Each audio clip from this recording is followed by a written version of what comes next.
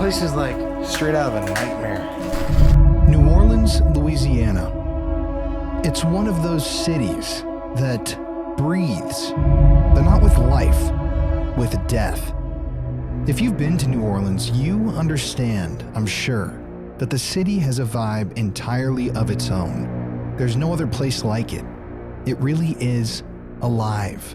In the following documentary, we are going to explore the dark side of New Orleans, the haunted side. We're going to cover a massive abandoned hospital.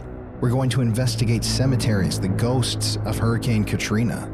We're going to visit an orphanage, which in my opinion is one of the darkest places I've ever been to in my entire life. You'll see why at the end of this documentary. We even have a seance with a voodoo priestess attempting to conjure the spirit of a child that followed us home. And I'm sure by the end of this movie, you, the person who just started this video on YouTube, you're going to be convinced yourself that New Orleans is the most haunted city on Earth. Welcome to the Paranormal Files Spirits. Do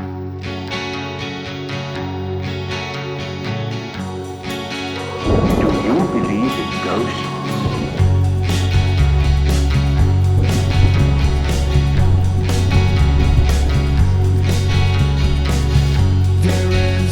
Town where all the people come to die.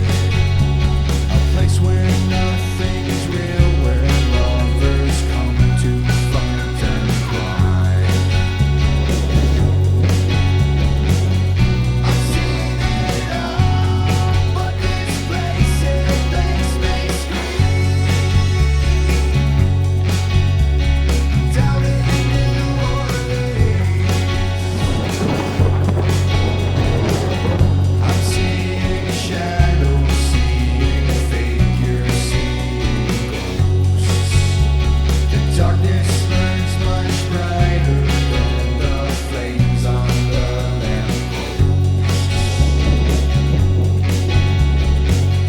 There is a party for the dead, it's quite the scene. Down in New Orleans, some people come here and they never really leave. Down in New Orleans.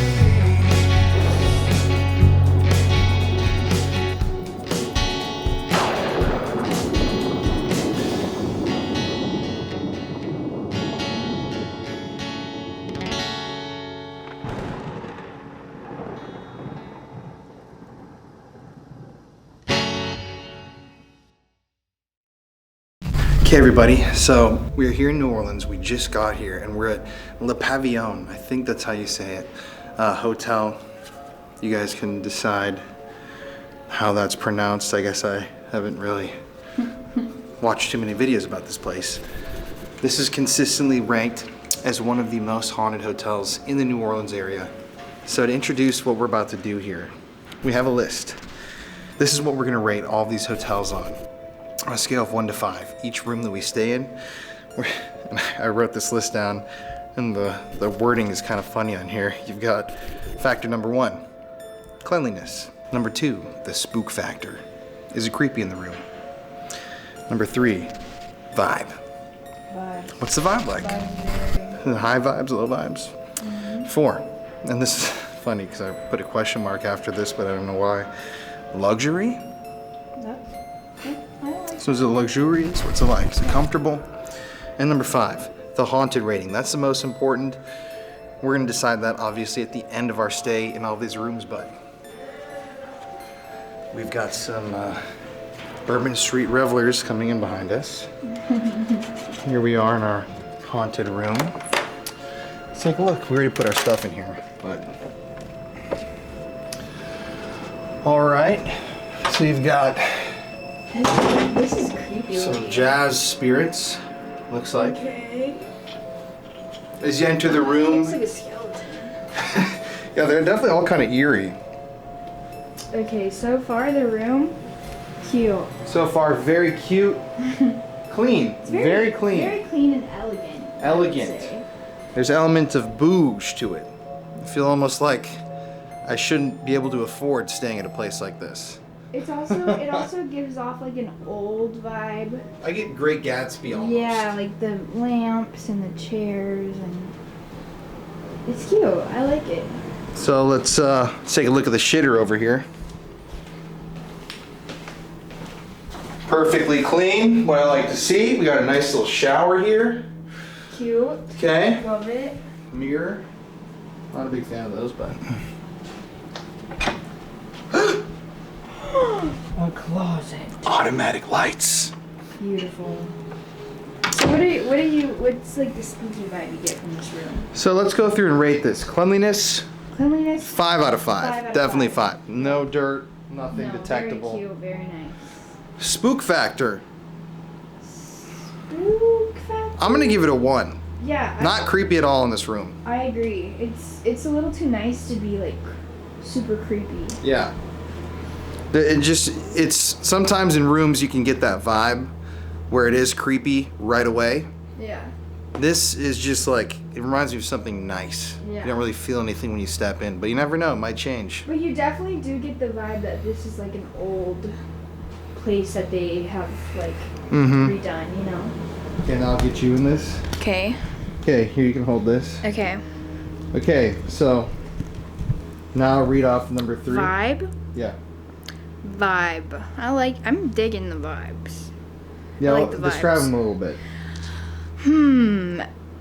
When I first walked in, I got like, I don't know how to describe it. Like, are you talking about like the vibe, like the nice, like? Yeah, like what? Like, is it a nice room? Is it vibey? Yeah, you know? I'm definitely vibing. If Yeah. that's what we're answering. Yeah, I'm gonna give it a I'm 5 out of vibing. 5 Yeah, on the vibe. definitely a vibe. a good vibe. Luxury, I would give it a 5 out of 5 Yeah, as well. shit, this place is killing it. I know. Way to go. And we'll both hop in here because we do not know the haunted rating yet. But at the end of tonight, we surely will. We will know. So we're gonna get checked in, maybe take a shower, hang out a little while. And we'll let you know the haunted rating. Ooh. It is 11 o'clock at night, getting close. Damn, I look sunburned as hell too. You see how red I am on here? Look, turned into a damn demon. Not you. Pretty red. I look like the demon from Insidious. Oh. You know, one that's like, Change the vibe in here to super spooky. hopefully. All right, Right. guys, so.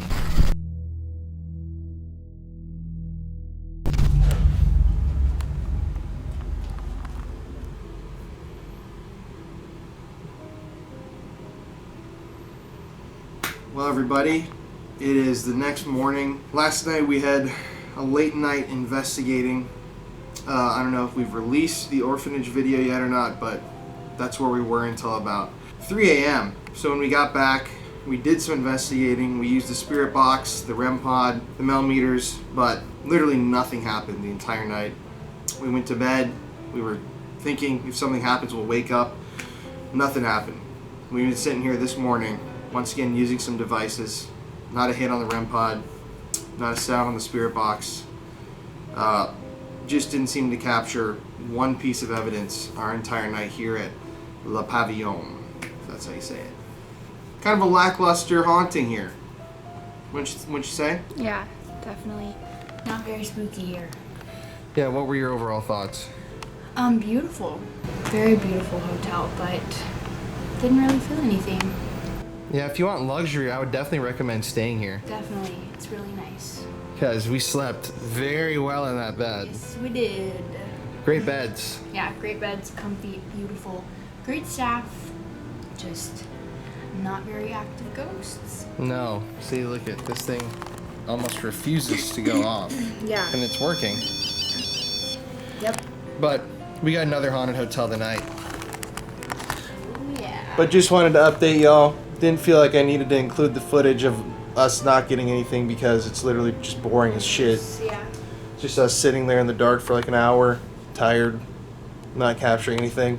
Yeah. But maybe the next place we'll encounter some of the spirits of New Orleans. Yeah, so we're packed up. We're gonna check out now. Hit the French Quarter. Let's go. Okay, time to kick it. Whoa, whoa, real kick there. I like it.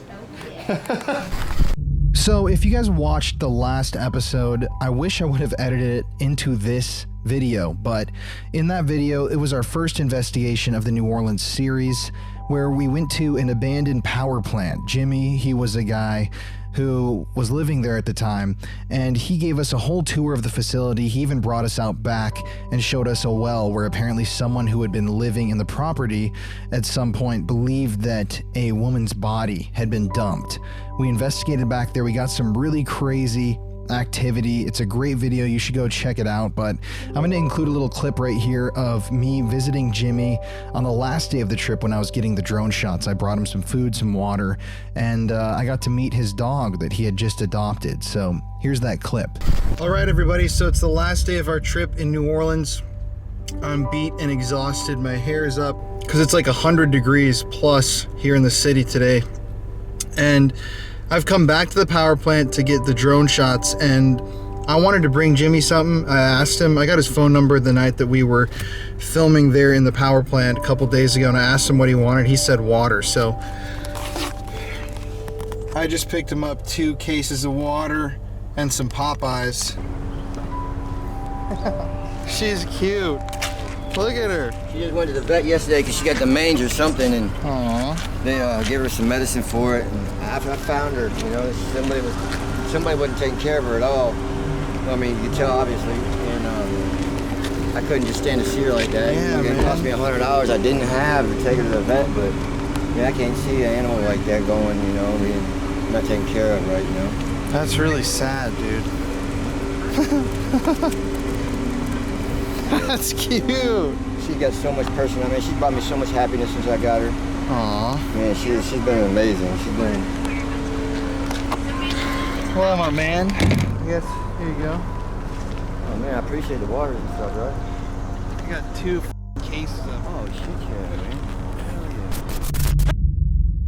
To start all of this out, we're going to take a look at the haunted burial grounds in New Orleans. It wouldn't be a video about New Orleans if we didn't go to the cemeteries, the famous above-ground Gothic Southern cemeteries.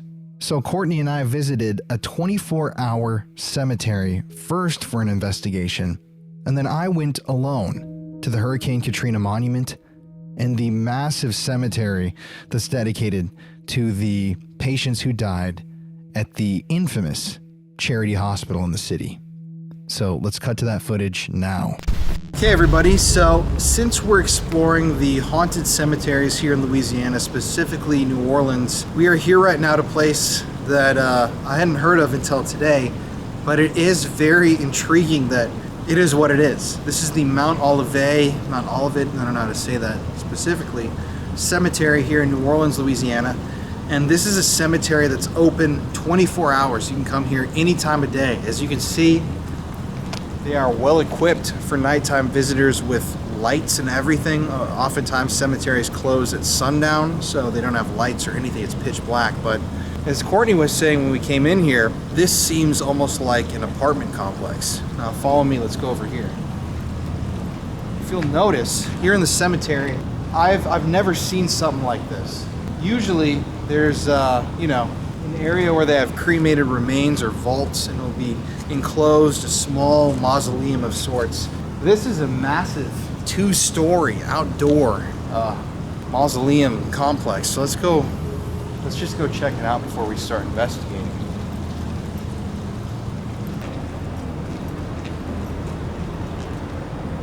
That guy kind of looks familiar. Oh, I've heard of him before. I mean, I kind of got a long hair and facial hair. Yeah, but you ain't no Jesus. Oh, I know. I know. All right. Here's Courtney, everybody. Hello.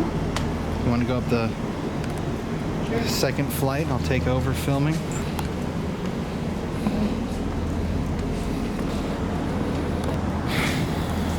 You know, I have never in my life seen a cemetery like this. It's huge. It really is like apartments. Oh, they even got an elevator. And a restroom? Oh, it's locked. Oh, I thought that was a person over there. The Corridor of Revelation. I'm assuming that's what core means. Honestly, have you guys seen a cemetery like this before? Let me know below, because I've been to a lot of cemeteries and I've never seen anything quite like this. It's quite bizarre. Oh shit, I thought she was right behind me. What? I thought you were right behind me. Whoa, is this an open vault? What? Whoa, look at that one. This one's yet to be filled.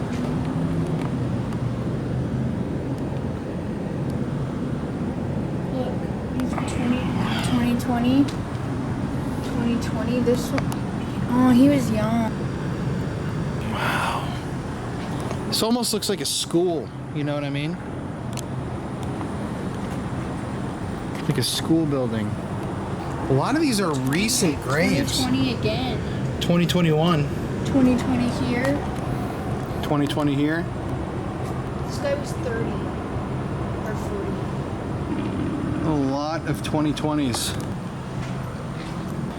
It's kind of really eerie back here. There's no lights. 21. You know, you turn the light off, it's almost pitch black. Almost all of these are 2020 or recent. 2020, 2021, 2020. I mean, all of these are like 2017 to 2021. Yeah. I've never seen such recent burials. No, it's really sad. I wonder if it's from COVID. Could be. It's weird thinking that all these people are freshly in their graves. It's different in a cemetery when it's people of all different death years, but these are all pretty recent. And this is a huge complex. I mean, I'll turn my light up so you can kind of see, but I mean, all of these are, I've never seen all these different saints. So, since I don't really believe that cemeteries are haunted, there are certain cemeteries that have legends attached to them that we're going to be investigating in this episode, but this place is just a burial ground, essentially. We're only going to do a spirit box here. It's late at night, but we're going to at least try it out. So, You don't have a REM pod? I can set up the REM pod. Okay, we'll put the REM pod. All right, so we got a REM pod set up right there. We're gonna do a spirit box real quick. To anybody that's here in the Mount Olivet Cemetery, we want to talk to you if you're still here. Can you say hi or hello if you're here with us?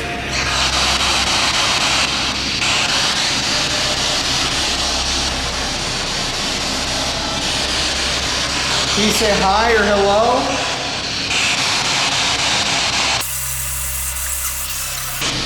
Can you say your name if you're here with us?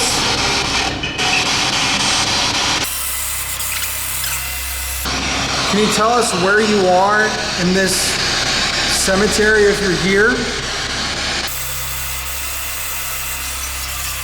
Come close to us. You can hear the sound of our voice. Come over here. Can you tell us how you died?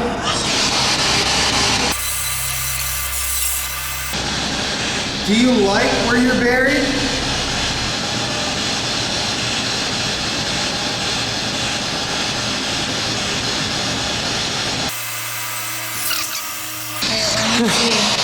If you guys can't tell right now, it is like 100 degrees outside.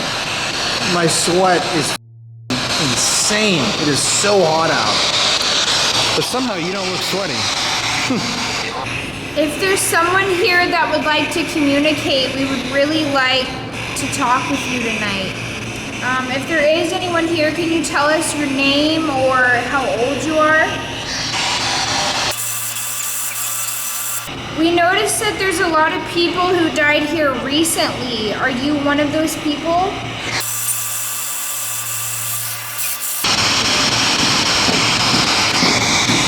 Wait, pause that. Pause it. No. You can hear that? Hello?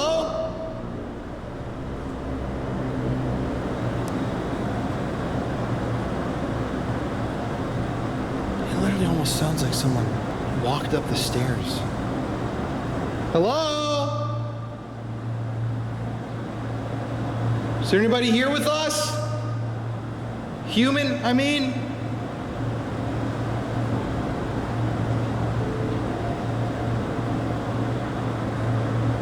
I swear to God, someone just walked up the stairs. I mean, this was playing close up to my ear, so I didn't hear anything. Hello?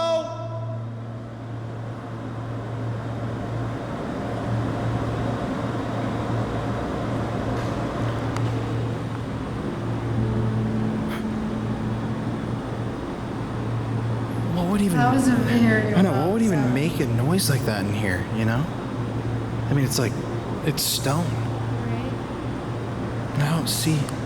Is there anybody down there? Not trying to be disrespectful at all. Is there anybody down there? It really almost sounds like somebody... Yeah, it is so hot out here. Babe, feel my back right now. Just, no, touch in my shirt, touch my back. Very wet. Coated in sweat.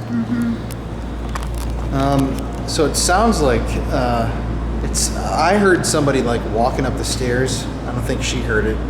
Have to check the footage. I don't know if I'm just like tripping out, listening too hard to the spirit box, but it's odd. And then all of a sudden, like noises from, I heard it from that way. And then we were looking from that way. yeah, we were looking over there, and then something. I mean, I don't know what would move in here because it's literally just stone walls that are like fastened. I mean, it's a burial site. Yeah. So, I don't know, but it is like 100-something degrees out right now. I don't know if you could literally see. I know someone commented that it was gross that I showed my sweat in a previous video, but I mean, like, look at it is so fucking hot out here. Let's just ask real quick. If there's anybody here with us in the mausoleum, can you make a noise or use your voice to tell us something?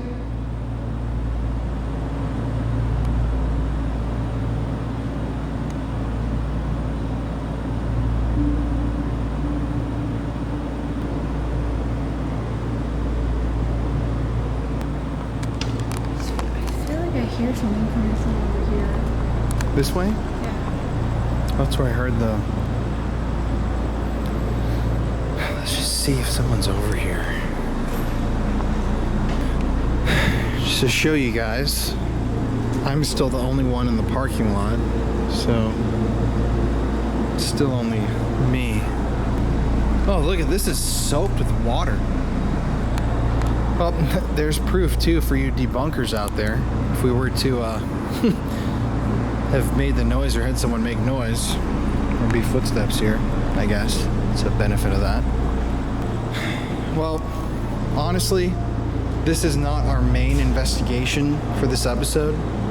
I don't really feel anything here. That was just a weird sound, I guess, but Yeah. have to look back at the footage. And it's really hot and just uncomfortable. It's really hot. You want to just go back and head to our next place? Yeah. It is interesting though. You really don't see 24/7 cemeteries. No. And this is like, it's just They have ones that look like this too. Yeah. I've never seen a cemetery that looks like this before. and a lot of recent burials. So I hope everybody that's here has found their peace and is in a better place. Don't follow us back. We only came with the most respect and love that we can give. So thank you if you tried to come out. But that's it. We're gonna head home. Yep. All right, guys. Let's head to the next cemetery now.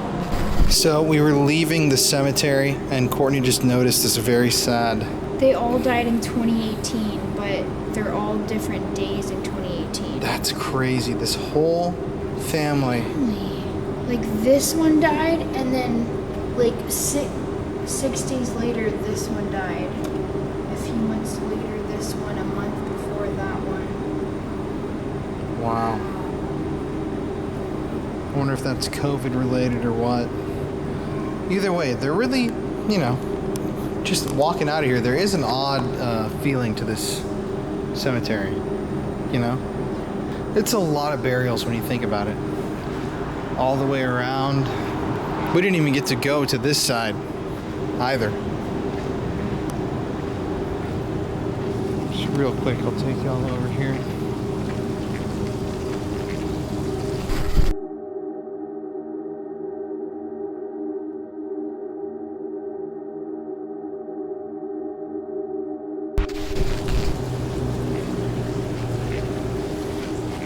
This is interesting, like, I don't know, were these people musicians or... Wow. Oh, there's a lot more burials over here. Wow. Oh my goodness. An actual mausoleum. I didn't know they had one of these in here.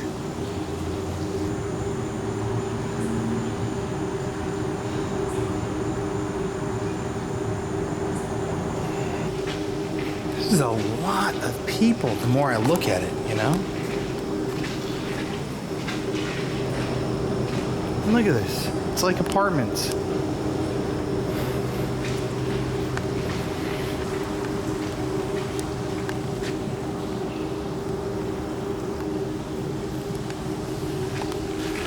Well guys, this was interesting, but I guess we'll end this segment of the video now and head to the next place. Weird. Courtney? Courtney? Courtney? What the hell?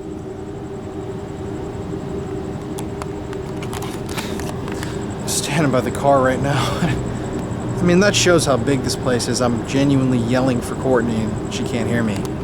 Courtney! Courtney! Courtney!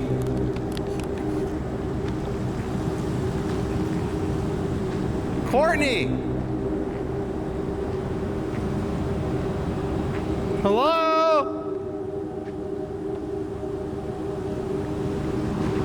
Courtney!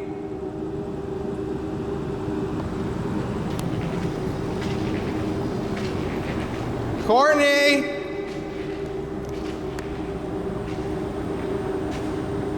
What? Courtney!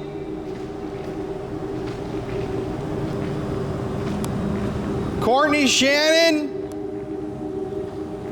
Courtney!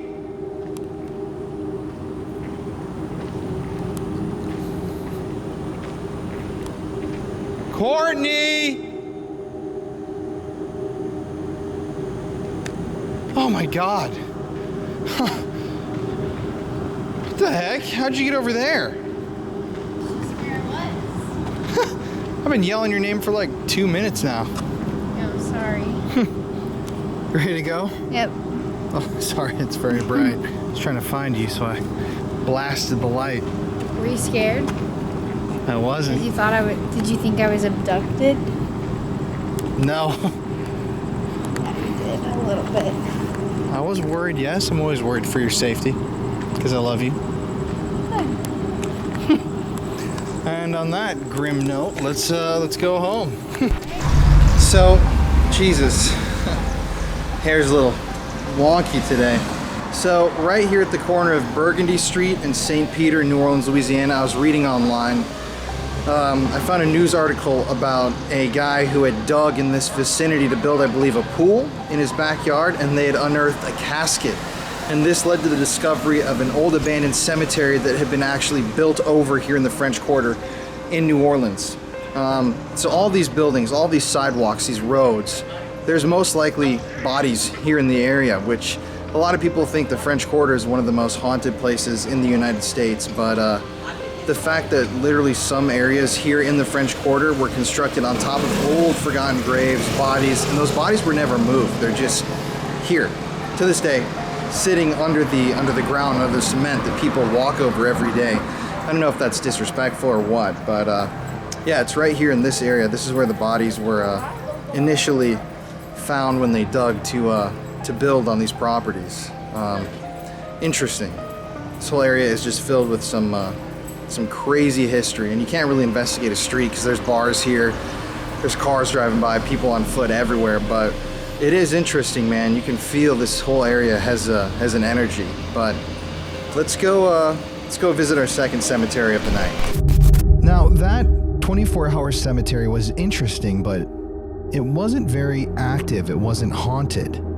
That's why I wanted to explore the burial grounds of the city even further in depth. That's how I ended up going to the Hurricane Katrina Monument. As you can see, it's in the shape of a hurricane. It's in the shape of Katrina. And the property, the area, has a vortex, a swirling pool of energy that I'm sure will never be gone. And when I went there that night, my experience was definitely a bit on the spooky side.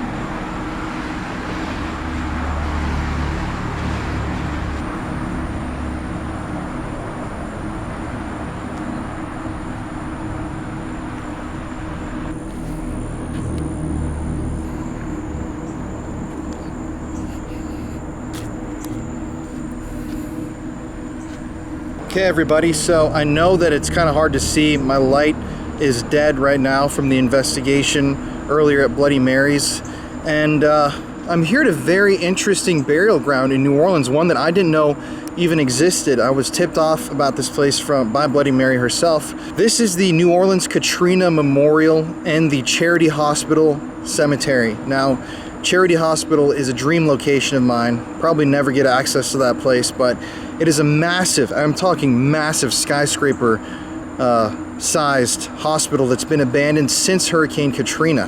Now, this cemetery originated as the Charity Hospital Cemetery, and this was a place where people who died at the Charity Hospital were buried if they were never claimed by family members. So it's essentially a potter's field. A lot of burials, no marked headstones, and interesting because it's below ground burials. You know, in New Orleans, even the cemetery right across the street from here and bordering this cemetery, the burials are above ground because of the water level, because they don't want the bodies floating up after a rainstorm or a hurricane like this. But Charity Hospital Cemetery is, you can see behind me, it's a potter's field where these people were buried, and there were victims from the yellow fever epidemics, events like that throughout history, and a lot of people buried here that didn't die in the Charity Hospital who were just buried here in the potter's field back in the day. Then, after Hurricane Katrina, they constructed these mausoleums for the memorial. I'm going to turn infrared on so you can see. But inside of these mausoleums, there are actually the bodies of the unidentified from Hurricane Katrina. People they found floating in the water, people who were never identified in the wake of that disaster, and they were buried here in this memorial, which kind of eerily is in the shape of a hurricane, if you can see that. The eye of the storm. Now, obviously, this is a lot of bodies. There are body parts buried here as well that people were never able to identify the source of. Different personal effects, different items, they're all buried here, entombed in these mausoleums with no names. So if there is a place where there would be some sort of unrest left from Katrina physically, almost an eye of a hurricane, eye of the storm, like it's shaped, I would assume it would be this memorial area. So I'm going to do a little spirit boxing, the Ovilus, do some REM pod work, see if we can get any sort of a response out here. Like I've said many times before, I don't really think cemeteries are haunted, but this is an interesting one because there's that unrest element. There's not only a hospital cemetery, an abandoned hospital that was abandoned after Hurricane Katrina, and all these people, they don't have names. Then you have the unidentified bodies from Hurricane Katrina itself, all here in this burial ground. So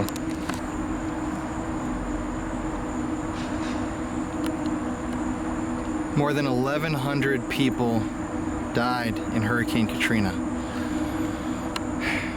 Right there it says the memorial's design evokes the hurricane's shape and creates a meditative labyrinth, a healing space for reflection.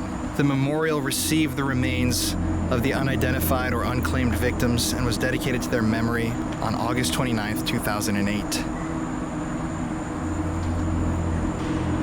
3 years after Hurricane Katrina. And interestingly, it says right here, most of the deceased were identified and buried by loved ones in private ceremonies throughout the nation. Here lie the remaining, the unclaimed and unidentified victims of the storm from New Orleans area. Some have been forgotten, some remain unknown. Wow. And then, if you just look down here, piles of Mardi Gras beads, a very New Orleans memorial. A little birthday girl, some prayer candles. I don't know what this is. It's something in a jar. I can't tell. Looks like a flask with some alcohol, maybe a pen, kombucha, more prayer candles, flowers. Over here, there's a United Airlines hand sanitizer wipe. It's interesting. Lots of Mardi Gras beads. Looks like almost some elements of voodoo in here, or some sort of religious practice. I don't know what some of these jars are that are filled with stuff. This has got something melted into it, and I don't know, a cigar maybe? And then sugar. Oh man, look at those ants. Look at those ants on that sugar. That is an eerie sight. So, yeah. To anybody who's buried here, if you're unidentified, if your remains are here, a piece of you is here, feel free to come through and make communication with me. I don't want to hurt you. I'm not here to hurt you. I'm here to help you. I want to figure out who you are and see what you have to say. Honestly, hear your voice. Because your life was taken unexpectedly and you haven't really been able to tell your story. Even in death, a lot of you guys out here have sadly been forgotten. So come through and help me figure out who you are. So I've set a REM pod up kind of here in the center. The mausoleums are all these different directions. If you're here with me right now, if you're in this area, is there any way that you could come touch this red light? If you see a red light, reach towards it, and if you reach towards the red light, it'll light up another light and I can tell where you're buried.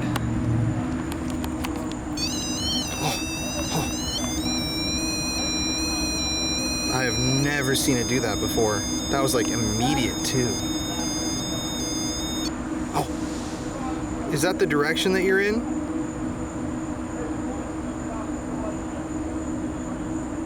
Can you touch that again if that was you?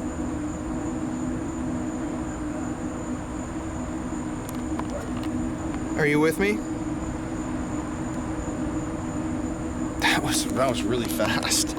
That was an interesting response because there was like a ton of energy that walked up here and it activated all the lights, and then the red light in the middle started blinking. I don't know what that means exactly, so I don't want to just talk out of my ass. I think that there's actually a ghost tour here right now. A lot of energy all at once, and then it pointed this direction, so I'm gonna go over there. Here it is. It's kind of dark, you can't see it, but if there is anybody buried here in this mausoleum that would like to come out and talk to me, I can hear your voice and I'll be able to hopefully communicate with you. So if you have a message, come through and tell me. I'm gonna turn on the Ovilus right here. Here's the REM pod right here. Okay, I got the REM pod, the Ovilus. Palatine? I don't know what that means. You here with me right now in front of this memorial, this mausoleum? Is your body in here? Prop Palatine. Mary. Were you married? Is that what you're trying to tell me? Were you married and you died unexpectedly? Is that what you're trying to tell me? You want to find your husband or wife? Ambition. You have... So in these wall vaults are the last 83 bodies we could not identify. Airplane, because once again, I'm filming right now. There's a ghost tour. even though these are anonymous graves, people still bring out beads, flowers, and wreaths. Oh, that's funny as shit. Okay, love you.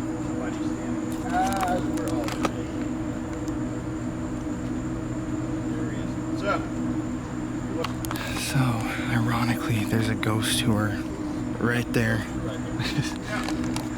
Funny, kind of interrupting me here.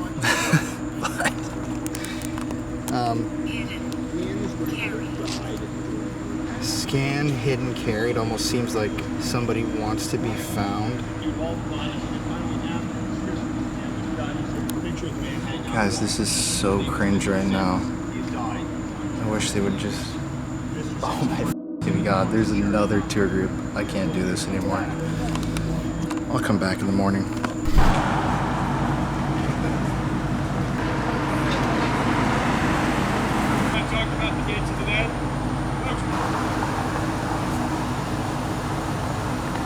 I'm not even kidding, guys. You can't make this shit up. I'm sitting there. I was honestly feeling like I was getting some really good responses in that cemetery, or burial ground, I should say. I'm sitting there, and as I'm sitting there, I can hear a voice, and oh, it's a tour group. I thought, okay, understandable, it's New Orleans. Maybe they'll come and go. Then I saw another tour group coming in. Each of these tour groups got like 20, 30 people in them. So I'm like, okay, 2 tour groups, I'm not gonna be able to do this. So I packed up all my stuff, and as I'm leaving, a third tour bus pulls up. So there's like 100 people in there right now, which is sad because I really did get those.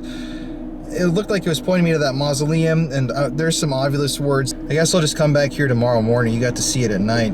Interesting place. I had no idea this place existed. The sad place, but we'll return. We'll return. But good night for now. Now, Lindy Boggs Hospital, the abandoned hospital, is known to be dangerous. I had fans reach out and tell me that they would never go there. They recommended that we skip the location. It's too dangerous. So this is not a place that you want to visit, especially not by yourself. That's why we only went because we had friends that knew the building. But I just want to warn you guys online, don't repeat the actions that you see in this video, please. I don't want to be responsible for anybody out there hurting themselves, because we took that choice, we made that choice to put ourselves in danger for this investigation. But let's cut to Lindy Boggs. It's about time to get really spooky.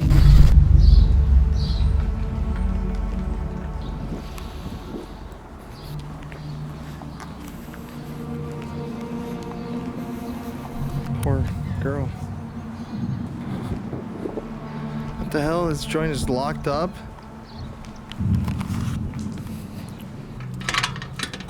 Well, this is what I wanted to see. Sorry, That's babe. unfortunate.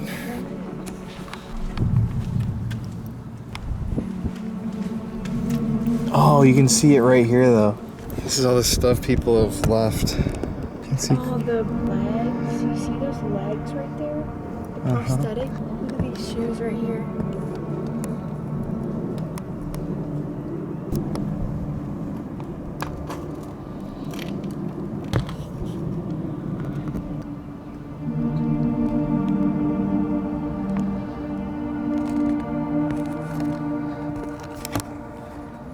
So we're here in the heart of New Orleans at the St. Roch Cemetery.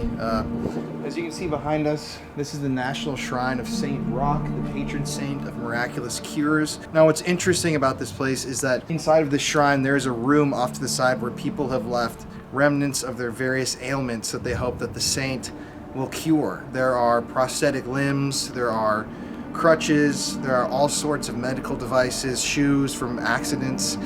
And it's just kind of eerie to see all these items from these, horrible times and places in people's lives all in one room. Now, we really wanted to go in, but as you can see, the shrine is locked, so we can't go in and take a look.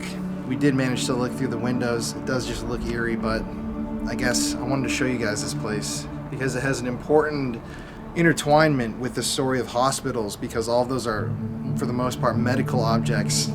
Stemming from amputations, lost limbs, diseases where you are unable to walk, or injuries. And people here in New Orleans come to religion oftentimes in hope that these ailments will be cured. But most of the time, oh, there's a bike tour right there. But most of the time, they end up obviously unable to be cured. And either they go to the hospital, kind of like Lindy Boggs, where we will be tonight, or they end up somewhere like this. So only peace, love, and respect to everybody here. Maybe we'll meet one day. And Courtney's never been to a cemetery in New Orleans before. What do you think about the architecture of the graves? I love it. I've never seen anything like this before, ever. It's really interesting. It's beautiful. And of course, right when we're here, there's a bike tour. I know. That's just our luck. Yeah. Duh. Anyways, on to the next one.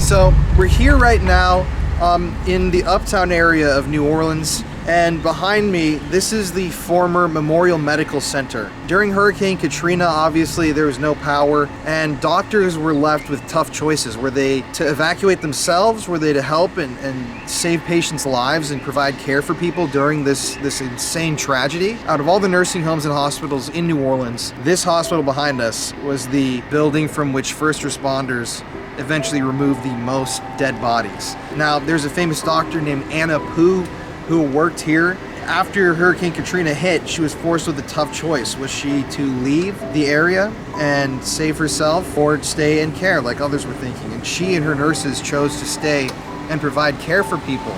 But eventually, when temperatures were above 110 degrees, there was no cooling, there was no electricity, there was no water or food supplies. Some of the people that were in critical condition, they made the choice to inject them with a lethal combination of drugs, effectively killing them. I think this is upwards of 45 people, 44, that were injected with this drug compound, including morphine, that basically overdosed them and killed them. And they were all on a certain floor of the hospital. People have reported that even in the hospital to this day, on that specific floor, to see people and patients, and it's just like any other hospital. There's deaths all the time, but the story of this place is a bit darker because of those deaths, the morphine injections, the forced deaths, the almost assisted of these people.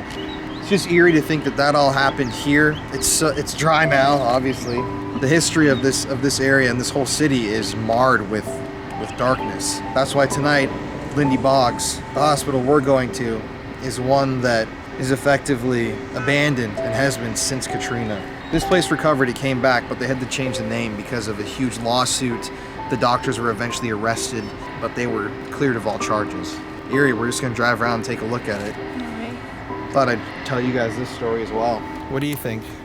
I think it's crazy. I wish we could go see the floor where it happened. Yeah, but you can't exactly walk into a hospital with COVID happening and ask them if we can go Not a film good idea. the infamous floor. Yeah. Definitely an eerie building though, and complex, wouldn't you say? It's crazy to think like it was underwater at times. Yeah, the pictures of the evacuations are They're crazy. very eerie to see.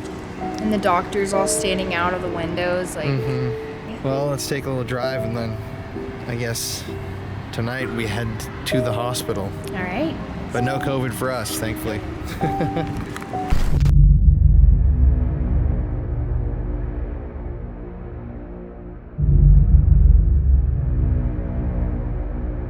Now, let's discuss the history of one of New Orleans' most famous abandoned buildings, and in my opinion, the scariest abandoned building in the city. Well, we gotta go back in history to the beginning of the Lindy Boggs Medical Center. Mercy Hospital was founded in New Orleans in the year 1920 and served the Mid-City area. In 1990, the hospital's name was changed to the Mercy Baptist Medical Center after it merged with the Southern Baptist Hospital.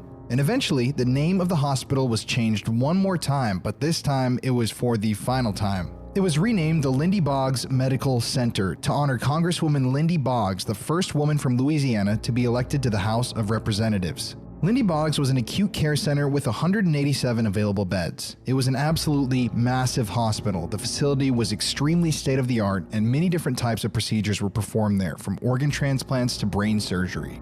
In the year 2005, as you probably know, Hurricane Katrina absolutely ravaged the Gulf Coast. At the time that Hurricane Katrina hit New Orleans, the Lindy Boggs Medical Center was already nearly at capacity. During the storm, families of the patients and employees who were inside of the hospital at the time also decided to take shelter in the building, as they believed it to be safer there inside of the hospital than in their own homes. During the hurricane, the hospital took superficial damage, but the day-to-day operations and medical procedures schedule remained relatively unaffected. But when the levee broke, sending New Orleans underwater, things took a turn for the worse at the hospital.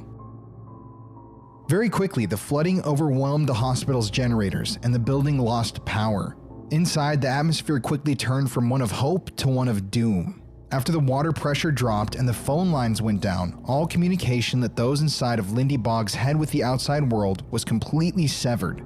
Doctors couldn't perform vital surgeries that they had scheduled, and the crucial machinery that had kept fragile patients alive began to suddenly fail. Those who had undergone procedures and were in recovery ran out of medicine quickly, and the machines needed to assist in their recovery literally went blank and died.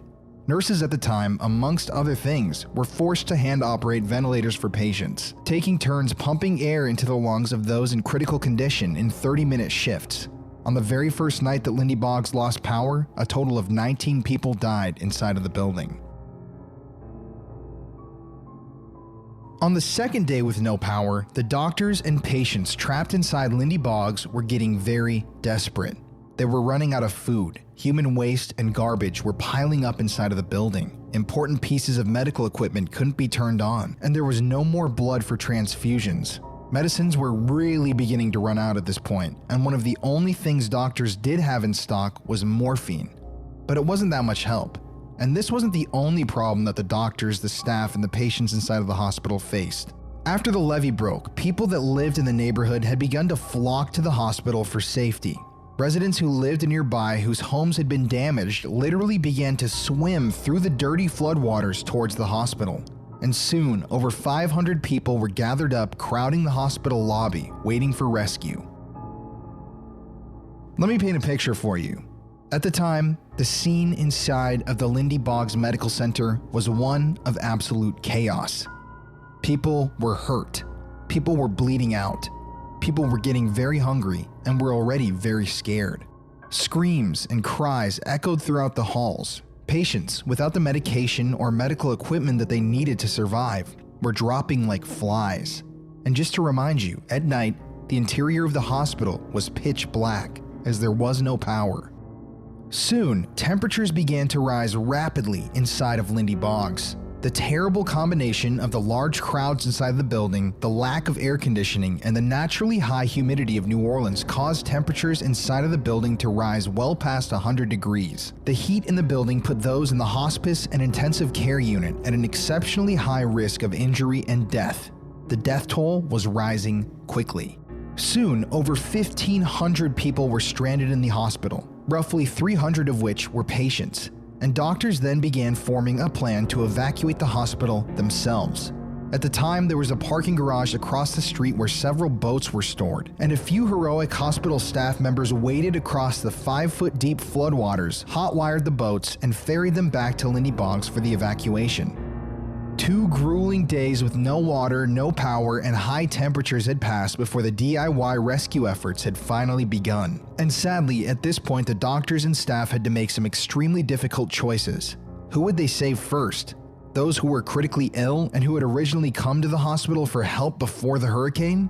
Elderly individuals?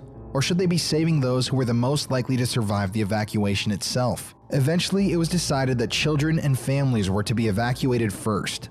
At the same time that this hospital staff-led evacuation was beginning, rescuers across the city were being dispatched from the National Guard and other government agencies to evacuate the hospitals in New Orleans. Soon, firefighters arrived at Lindy Boggs via boat. They had designated the hospital as an MCI, or a mass casualty incident. And once again, these firefighters had to decide who they would save first. Sadly, a number of patients didn't survive the process of being evacuated from the building. And in fact, during the hurricane, 45 people in total died at the Lindy Boggs Medical Center. After the hurricane, the basement of Lindy Boggs remained flooded. And as so much of New Orleans was already so badly damaged, Lindy Boggs was completely abandoned. And there it has sat in mid-city New Orleans since Hurricane Katrina, empty, rotting, and crying out to be saved. After Lindy Boggs was abandoned, it became a haven for drug deals and the local homeless population. I myself, just like in the email I received, have heard countless tales from locals about their scary night that they had inside of Lindy Boggs. One person I received a message from on Instagram claimed that they had heard screaming echoing from inside of the building, almost as if a woman was being attacked. Another person that messaged me told me that they had heard gunfire coming from inside the building while they were exploring it. And these are just the physical things that you need to be afraid of at Lindy Boggs. Now, let's get into the ghosts. Those who have entered and explored the Lindy Boggs Medical Center have described encountering some strange and unexplainable things. It seems that the residual memories of the tragic events that occurred there during Hurricane Katrina are still very much alive. Visitors to the abandoned building have claimed to have seen the ghostly images of patients dying in their beds, begging for help from inside of empty rooms. Others have heard coughing and wheezing echoing down from the ends of empty hallways. And some have even heard and captured on EVP recorders the sounds of heart monitors beeping. The apparitions of doctors and nurses running across the hallways and in the broken windows have also been seen. And finally, residents who live nearby in the new apartment complex that borders Lindy Boggs have heard crying and sobbing, possibly from the ghosts of family members who had just lost their loved ones in those few days of chaos during Hurricane Katrina. Haunted or not, Lindy Boggs is a notorious place in the city of New Orleans. Everybody who lives there knows the building. It's massive, it's known to be very dangerous, and it's known by many to be extremely haunted. And that's why, on our trip to New Orleans, we decided that we needed to pay the notorious Lindy Boggs Medical Center a visit ourselves.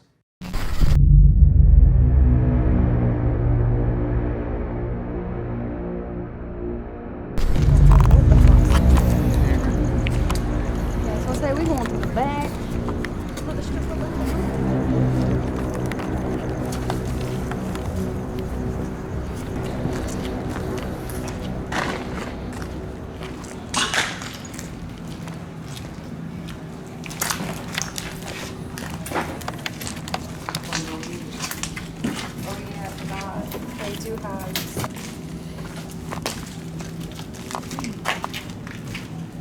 This is a book on witchcraft. So this place was abandoned after Katrina? Yeah, 2005, it got wiped out by Katrina. Let me go first, just in case somebody's in. Like Colin. Damn. Let's get our cameras put together real quick. See the outside. So Yeah. I'm just gonna follow you guys, take the lead.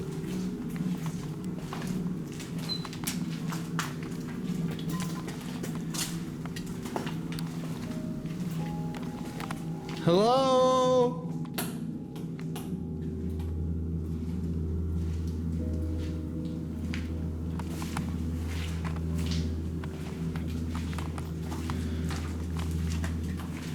Jesus.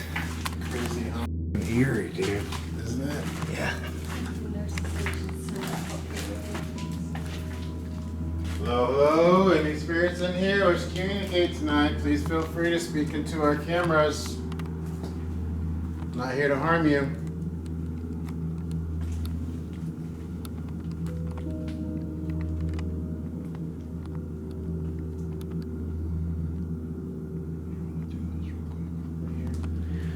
Jesus Christ, this is fucking spooky in here. We always get lost in it. They end up going out the front.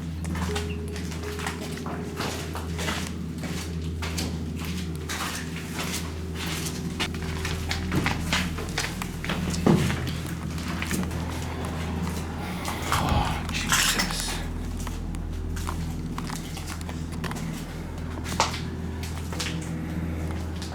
Oh, are there any spirits up here that wish to communicate with us? I'm Drew, this is Leslie and Colin. Feel free to come say hello. Hear that. Yeah, right here's when we heard like a nurse in high heels. It sounded like running up behind us.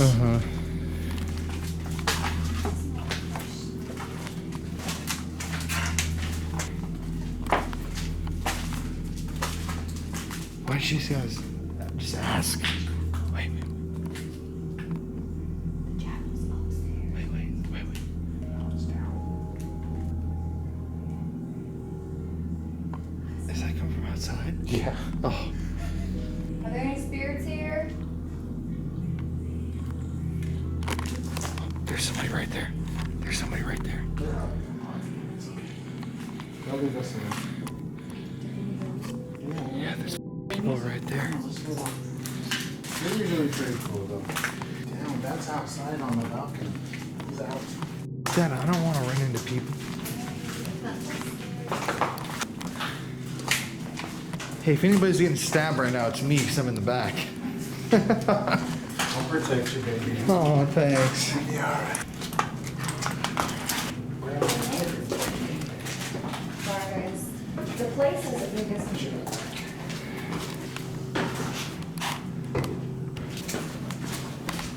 It's literally like 6 or 7 feet.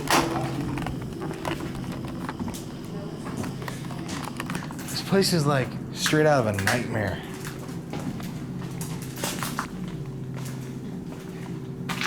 Jesus Christ. I get bad vibes in here. A lot of spooky, crazy stuff happens in here.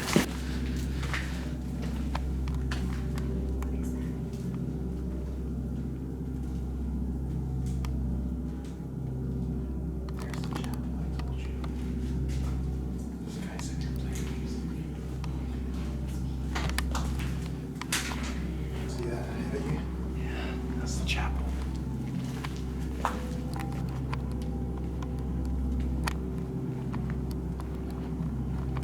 Hello, the spirits that were speaking with us last time in here, please come say hello.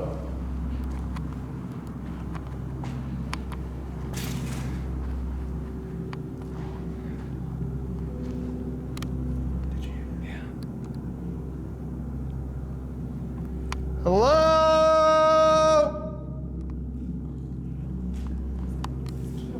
Is there anybody in here? Behind that, where the rocket ship's at, we heard a man say something. I don't remember what it was. I have to go back and review the footage. Really? We got two or three disembodied voices just in the intro. I gotta say, this building looks creepy as shit. Like looking out there. How are you feeling so far? What I'm feeling like is that there's something that happened here after the hospital closed that was sketchy. I'm sure rapes, murders, overdoses, lots of drug use. This is where we caught the loudest disembodied voices in the places in here. You wanna go light down? Yeah. Okay. Hello!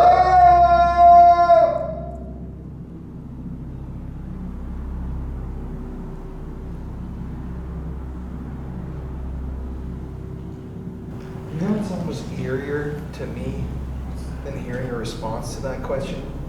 It's the lack of a response. It's creepy. Right. You know? You know you're in a huge building and you yell that out. And nobody says that. Not a peep. It's just silence. At least you know we're alone.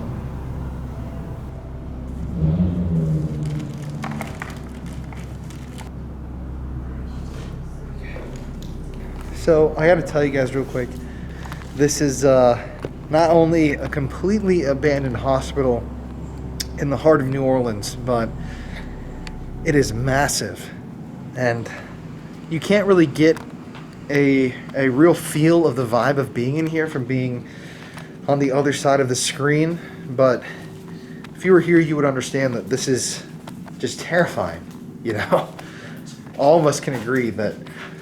Absolutely, it's really, really creepy in here. I mean, it's like to the point where you almost just don't even want to film in here. Yeah, this is not a joke. This is a huge building. And especially New Orleans with the murder rate being so high, it's just eerie, you know? And it's the weekend here. Mm-hmm.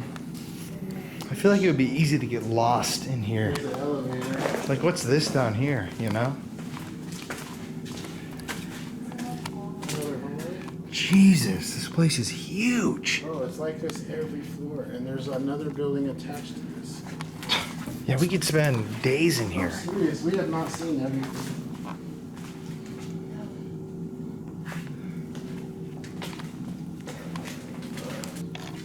That doorway down there is... I don't even know if I can get it on camera. Yeah. That is very, very spooky to look at. When we first came here, I was like biting my knuckles for real. At least I feel safe with you guys. Yeah, that's what I was saying. I don't recommend nobody come in here alone. Now, Colin, this is the surgery ward where I'm sure many of people have perished under the knife, you know, what have you. So there's still surgery tables, some of these. This is where we heard the actual male talking, walking, and what, whistling? Whistling, yeah. Whistling. Very loud. And there was no one here. Very comforting. This place is like a maze out of my nightmares. Yeah, Freddy Krueger chased you through. Yeah, seriously.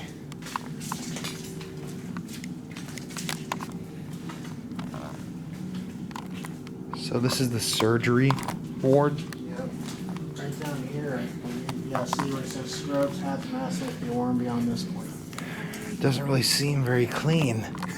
It's not ready If you for ask me, surgery. I would definitely not get a heart transplant here. Jesus.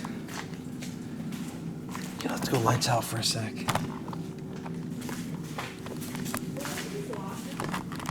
Here is where they used to dress down. Wow, dude.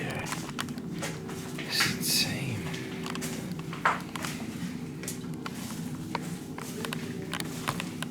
Over here? So you guys don't like this part of the building? I do because it's so eerie. I find that for me, this is my favorite part. But his is the morgue. Hello?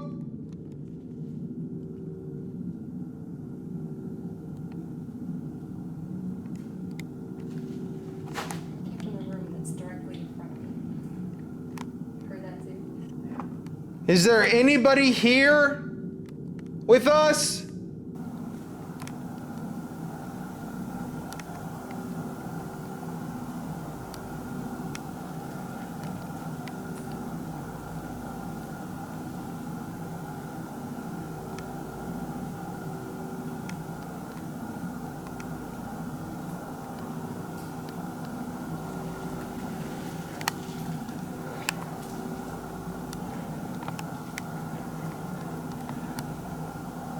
When you're in the dark here, you literally cannot see. Yeah, it's pitch black. That's what I mean. People online, like, you don't get it. I can't even see my hand right here. Did you die? Down here?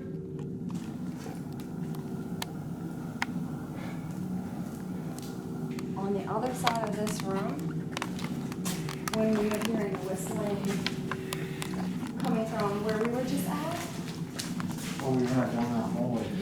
we were standing in the middle of this hallway. So he was like further down that hallway where you're at, Colin. Mm-hmm. And I was where he was. And he was hearing someone coming from his side, and I heard someone coming from my side. And we heard the same whistling. So I was scared. I actually hovered down in that corner over there. I was like, oh my God, someone's coming. So I had stopped recording and turned my lights off and everything. It scared the hell out of me. Yeah, she thought somebody was here. She took off running. I'm like, stop running. I ran. He's like, you're gonna run into the person. Come to find out, there was no one here. No one. And it's down there where the whistling was coming from. That's where you hear a lot of the tapping. Would the man who was whistling last time do that again for us, please? No. We're gonna go out the way we came. We're gonna go left here. Well, no, we did a circle through there. Full time. We gotta go up one floor to get out of here.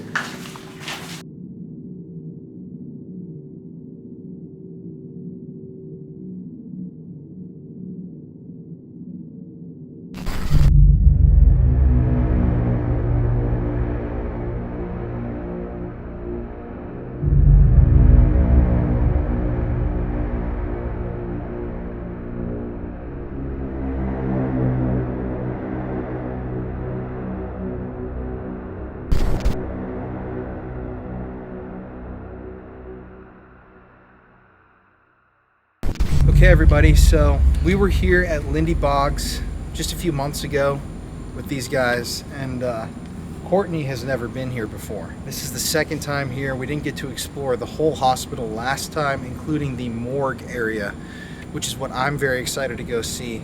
And tonight, we just filmed the video at the power plant, and I was sweated through my shirt, so I got this wife beater I bought at the gas station on.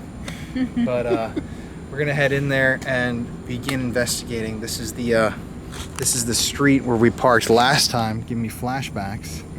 What's up? You want to shout yourself out again? 303 Paranormal TV. I'm Drew, your host, your lead investigator. All things paranormal official. I'm Leslie, and I run that channel. And y'all are a couple. We are engaged to be married soon, so yes, please like, share, and subscribe to both our channels. We really do appreciate it. We, as these two, love filming together, and we think it's great when you can find somebody to be with and enjoy, you know, everything together in life. And you know, we work together and film together, so we get the best of both worlds. Right? Also, we are so different that we keep our channels different. You know, we have different styles, you know, so. I'm more raw, edgy, just like, you know, and, you know, she likes to be smooth and give backstories and, you know, tell the history of places, which I do on occasion, but, you know, I'm more like the urbex man, so. gotta say too, these two are some of the nicest people we've ever met. So we're very happy to be back with them. Yes, so make sure to subscribe to their channels and support them. Thank Thank And if you don't, he's coming for you. Yeah, baby. The raw, edgy one. I buy plane tickets to handle business.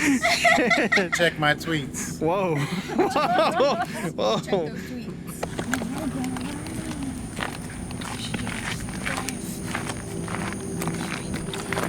I kind of want to ask him a couple questions.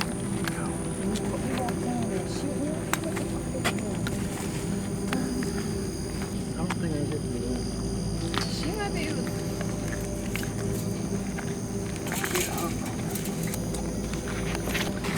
Hey, when people come here, Also, guys, my camera light died at our last location, so most of this investigation is going to be IR. I'm sorry.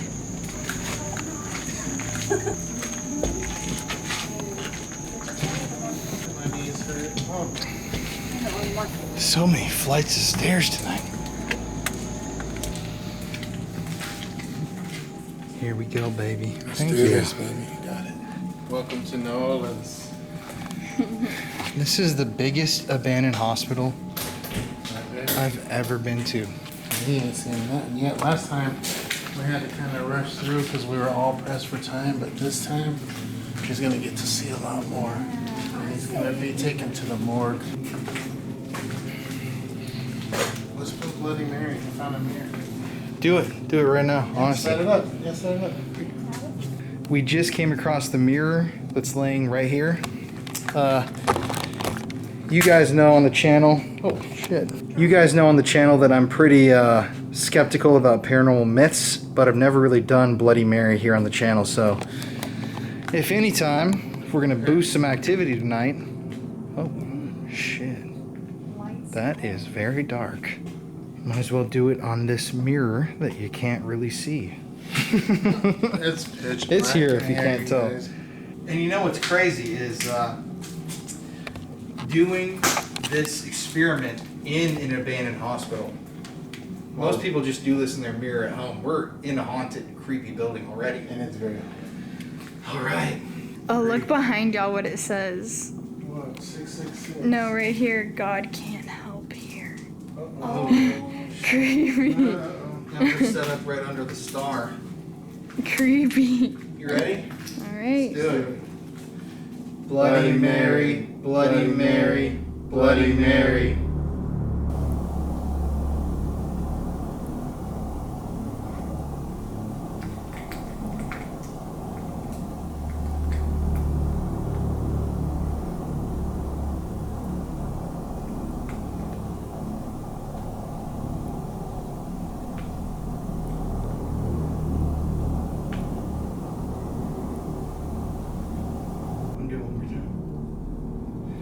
Bloody Mary, Bloody Mary, Bloody Mary.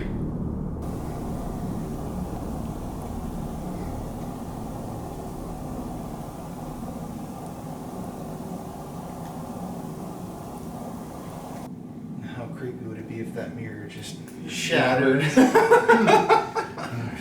Yeah, I'd be a little freaked. Yeah.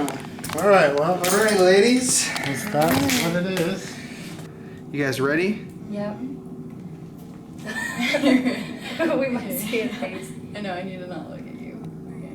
Ready? 1, 2, 3. Bloody Mary, Bloody Mary, Bloody Mary.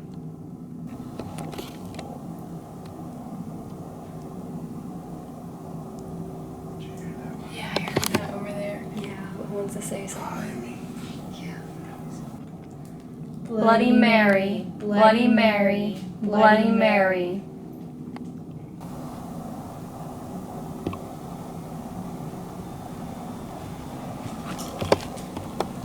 Did you hear that behind me again? Mm-hmm. It's coming from the hallway behind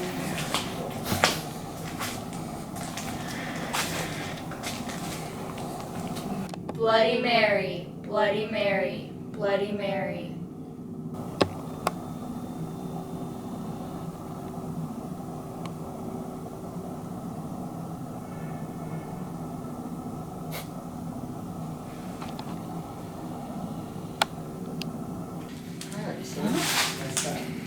My first time doing that. If Bloody Mary is here with us tonight, feel free to follow us around the hospital. Just gonna add that in there. Y'all ready to keep trekking? Are there any spirits from the old patients that are still here?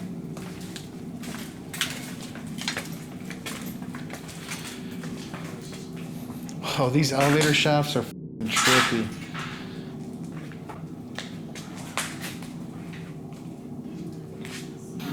You guys ready? Let's do it, man. Go ahead down now. I heard somebody's voices tell me not to slip on here, and I ended up slipping. I didn't know that they said that until I edited it later. I heard don't slip, and then I slipped down the stairs. No. Really? Yeah, it's in my one of the videos we did here. Wow. Work our way back up. I am a huge wrestling fan. You know, the guy in the back is always the one that gets killed first. That's why I don't like doing the caboose. Here I am. Came out to visit you.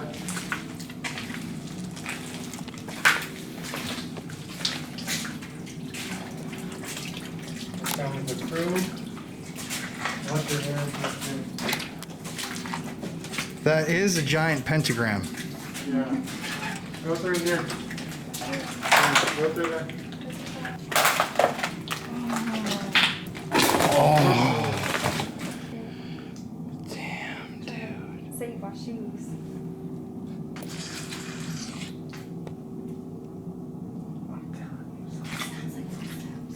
What's swinging over there? Something's swinging on the hallway. Look, I'm not kidding. That thing's swinging.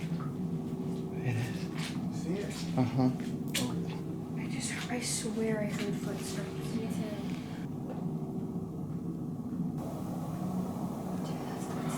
This is about to die, my battery.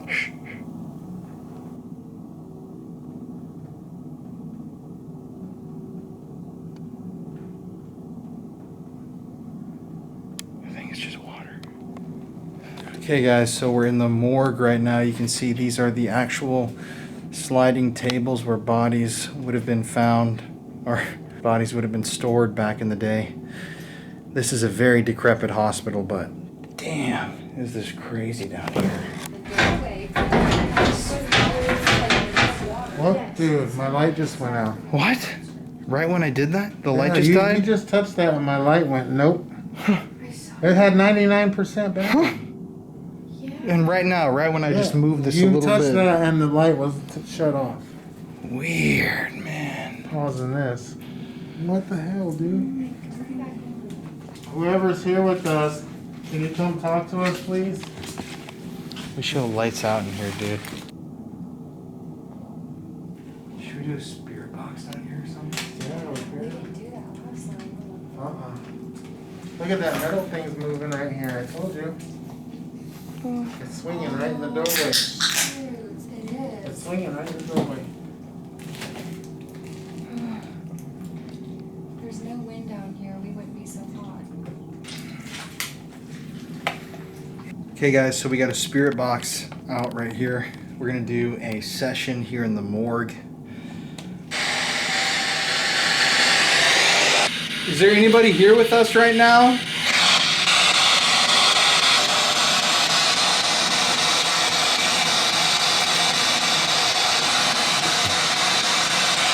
Was your body laid out on one of these morgue tables?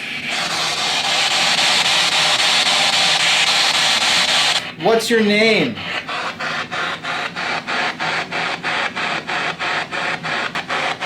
How many spirits are down here with us? Is there somebody down here in the morgue? Was your body kept down here in the morgue?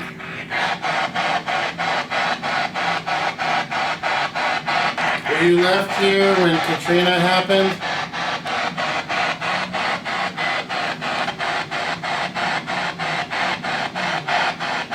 Can you yell your name really loud for us, please? You know, I'm honestly not feeling anything down here. Do y'all want to go to another place here in the hospital? The surgery room is like my favorite part of the hospital. Alright, let's do that. Oh, it is still hot in here. Let's just get out of this watery ass. Remember the way we came through? In that surgical suite area, I heard from someone in a comment that they had encountered a demon type figure in the surgical suite. Here? Yeah, here. Or a DM, I should say. And you know what's funny? We always hear like a man whistling up there, like listening to his voice. I think when we took you, we started hearing all this. You remember that? Mm-hmm. What did you say? We came in from the stairs over there to the right. Oh, yeah. Where? Right here. I'm like, I'm lost. That's where I was going. Because I'm too busy looking.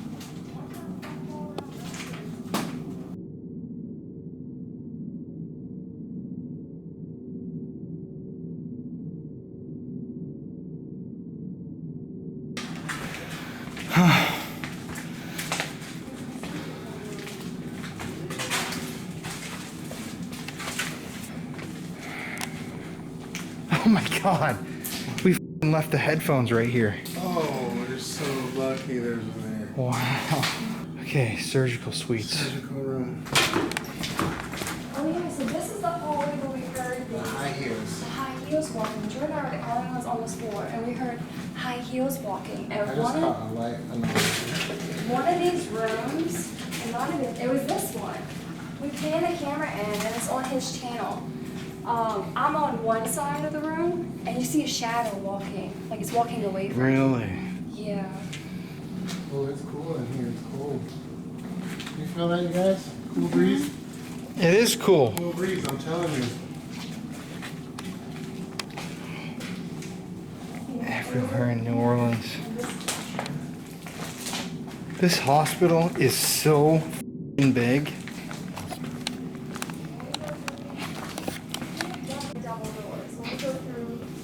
When you go through the first set of those double red doors, you're gonna feel like a cool breeze. And then when we go through the second set of red doors, you're gonna feel like a cooler breeze. Like the hospital just became really cold.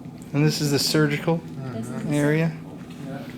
And for some reason, all the windows are boarded up. You figure you'd be really, really hot.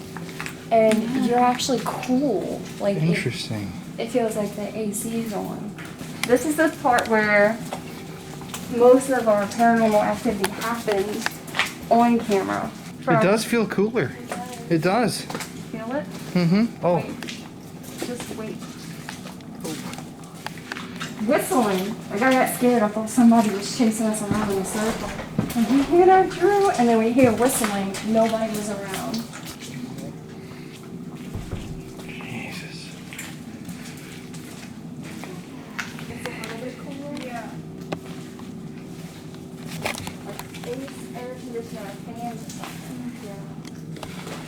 Guys, this is 99%, and it's like, you can't even see it.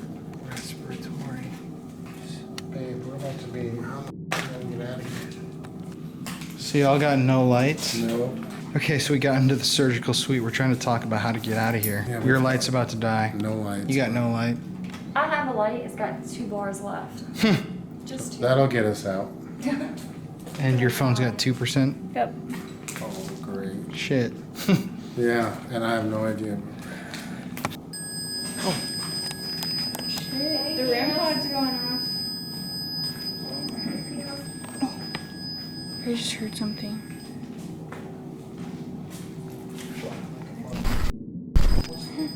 The REM pod's going crazy.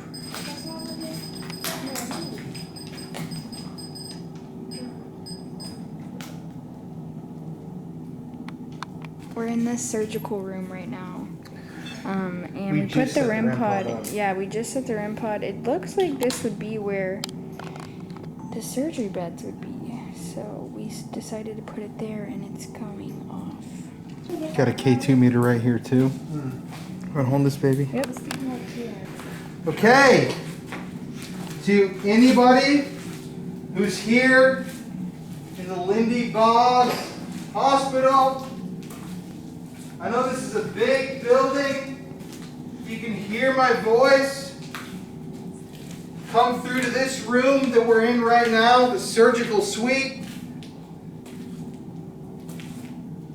Can you let us know you're here by making a noise or walking into the room?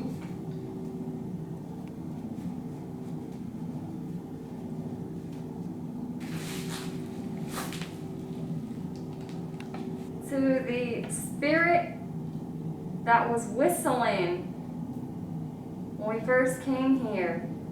Can you make yourself known? Throw something.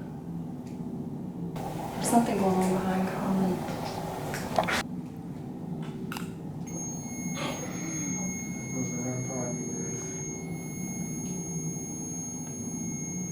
Thank you for coming over. Thank you. Miss Karen, is that you? There goes my light. You just changed that battery. Yeah, you just changed the battery. It just died. That was a brand new battery. Dude, Immediately when this REM pod went off. Look at this. Yeah, when the REM pod went off, the battery died. That, Oh yeah, what's that's a your... brand new battery. Thanks. You know I need to get out of here. Did you hear that behind you? Footsteps? Something walking.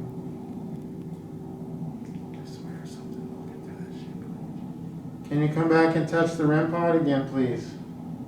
Walk them heels over here.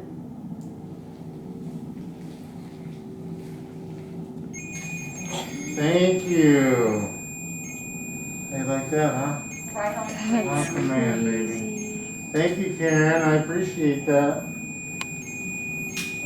Oh, Oh, it hit my camera and And it went stopped off. going. Dude, it's going back and did forth. you not want me to film Leslie, Karen? Are you getting jealous? Well, you could have him, honey. If you control the ghost. Yeah. Jealous? Come back, babe. Come here. Come back, babe. Come feel him. Come feel his chest. Come here. Come back and touch this for me.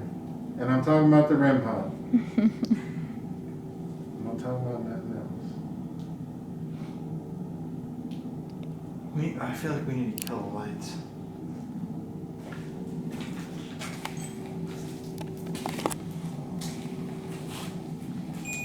Oh, There it goes. I walked past it and it went it off. wants us to go IR.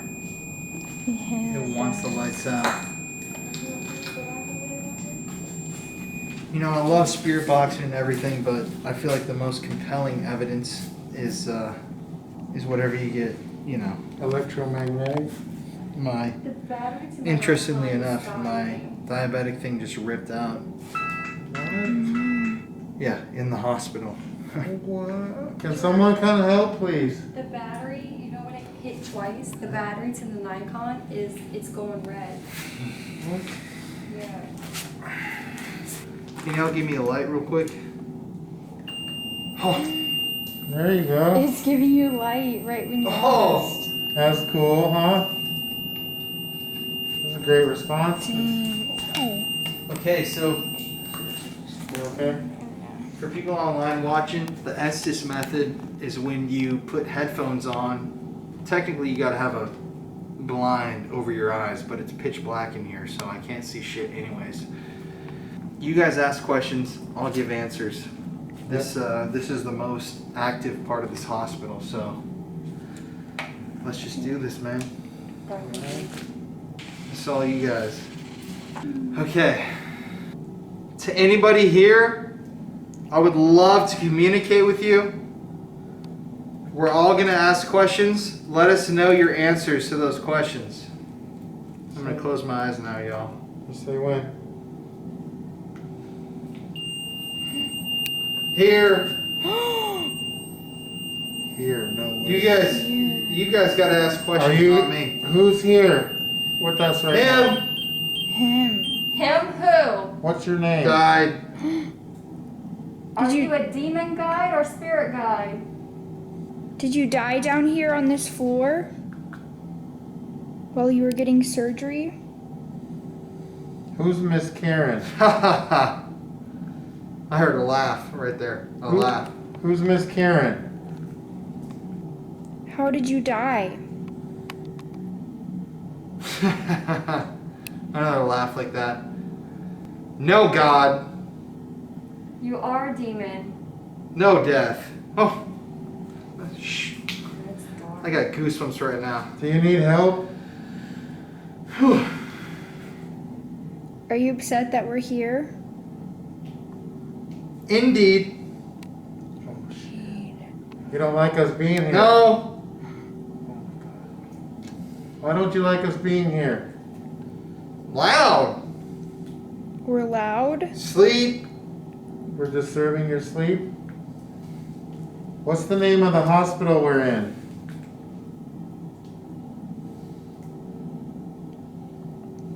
Hell. This hospital was hell? Did you stay Too here? many. I was gonna ask, did you stay here for a few years or? Oh, there goes the REM pod, you guys. We're in an abandoned hospital. I'd go if I were you. What? We're not going He's anywhere. wearing headphones and listening to the Spirit SB11 Spirit Box right now. So we're just asking. You should. He's telling us to. Why do you want us to leave? The spirits want us to leave. We just want to talk with you. Why are you angry with us being here? Danger. Come back. Almost And, like that. Danger. come back and touch this REM pod.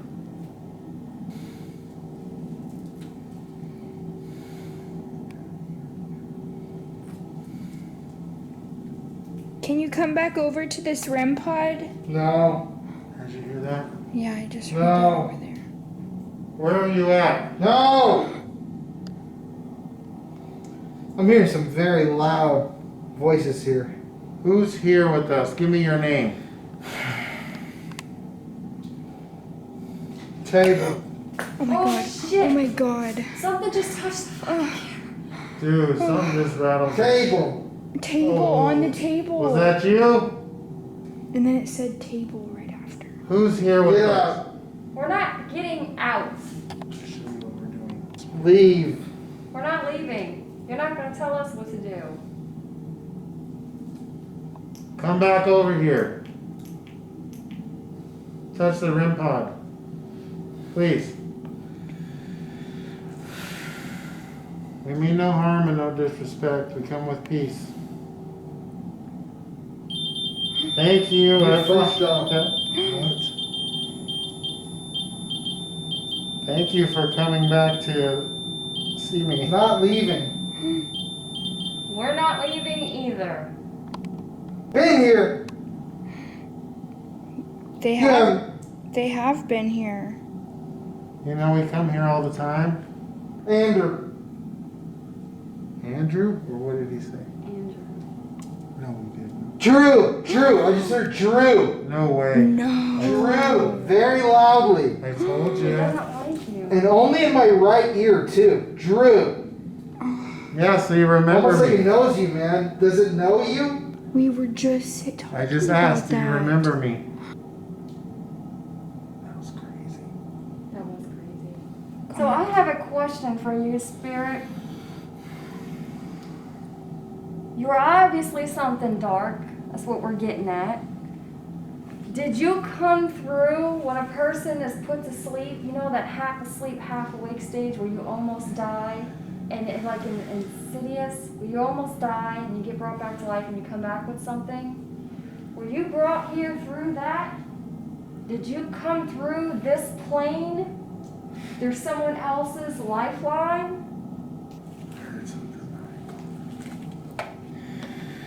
I can't do this anymore, guys. Your camera's about to I'm getting like die. heart pain. Dude, that was insane, bro. Your camera's like. Why are you so literally- angry? Turn that light on. Why are you so angry? You know what's crazy, Are you Colin? okay? I'm just getting. When you said table, It hurts something over here. hit. I feel like something just doesn't like me. It doesn't. I really It doesn't don't like feel Drew good either. here. That's crazy, bro. Oh, snap. Are you okay? It's my blood sugar. It's almost like something's like, Draining you. yeah, attacking me here. You can't touch Colin. Get away from him. Yeah, let's hold this. Put the headphones, you know, I took Definitely the got headphones some. off my head and I crouched down like this exact. Oh! That f***ing thing hasn't gone off since we quit recording, too. Yeah. I almost felt like I had seen this exact vision in a dream. Whatever is going on. Yeah. I don't feel the best. I don't feel very good, but when I sat down here and crouched down, just that action of coming down was exactly, I knew in my head spiritually what I had seen. It was this. On the ground right here. Yeah, just looking down like this. You'd seen it. It was that split second of deja vu where you know you've seen it before. If you're here with us, could you give us one sign if you know me? Could you give me a sign that you're here?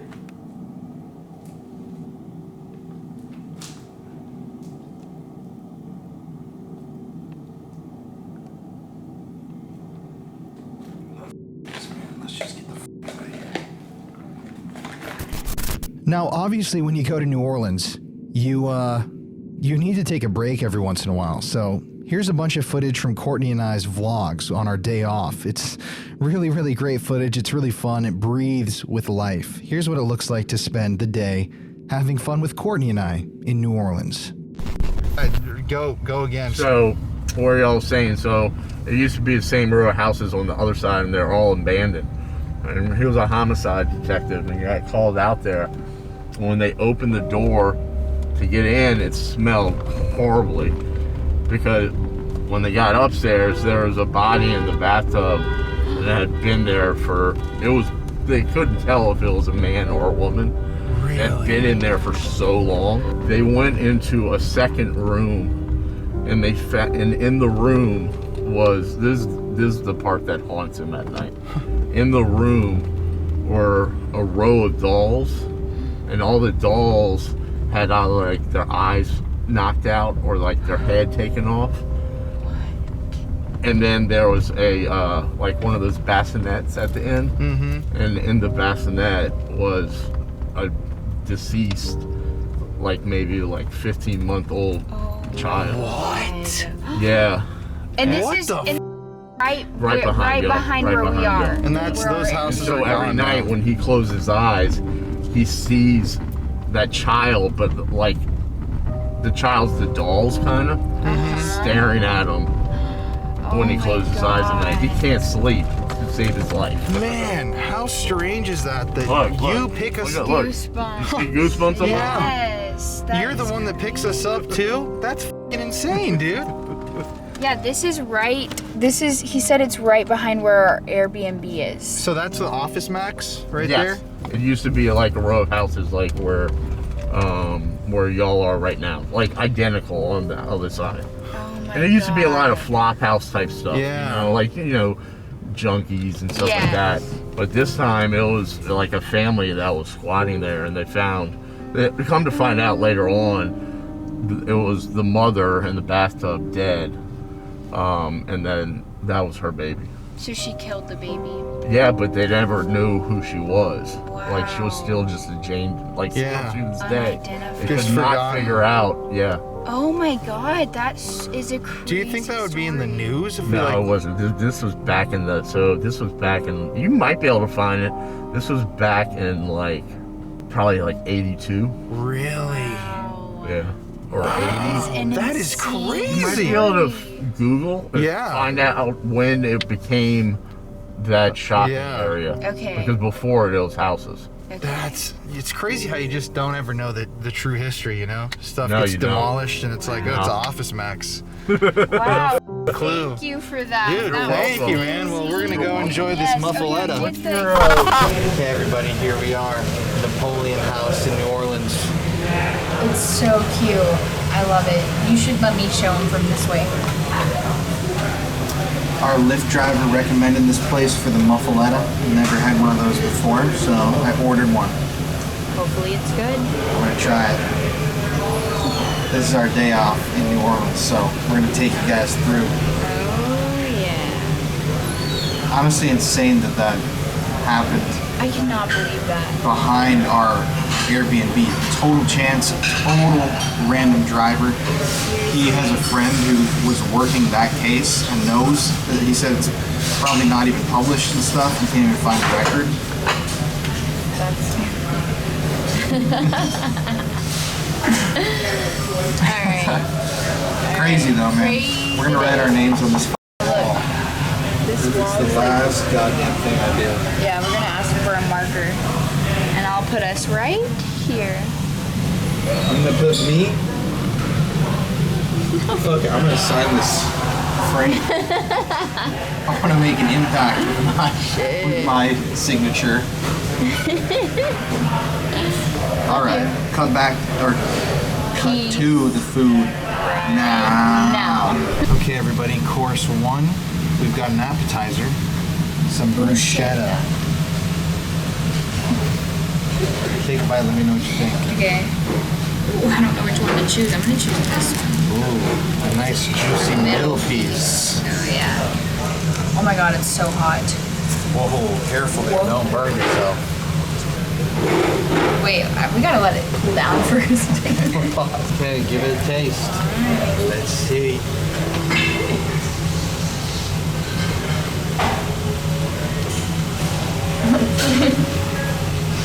I smell.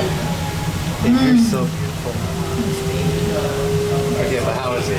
It's incredible.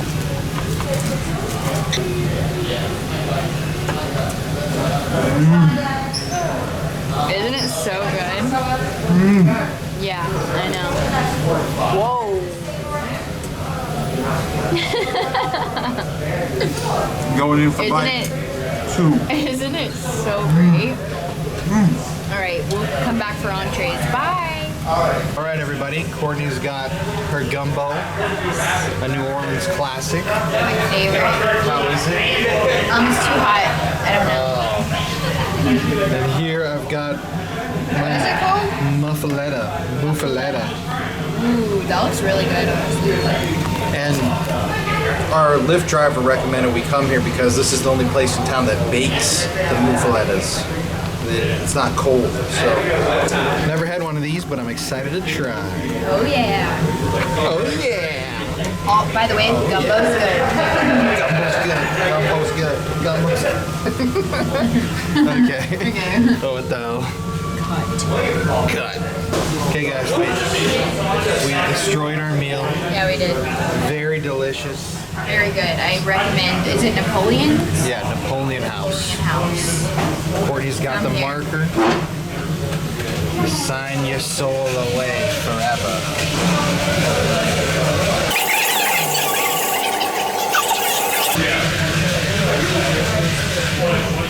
Here we are forever. That was cute. Life sucks.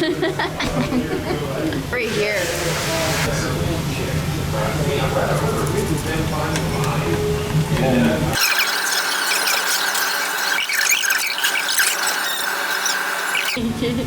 Oh my god, man. What the bloody You can barely see that. Here, I'll sign it right here. There was like nothing left. Writing with invisible ink.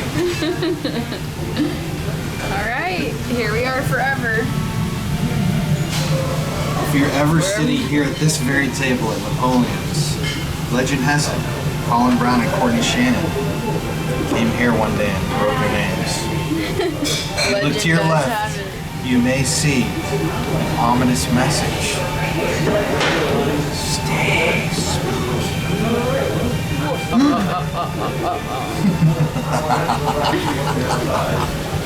Alright, bye. Jesus.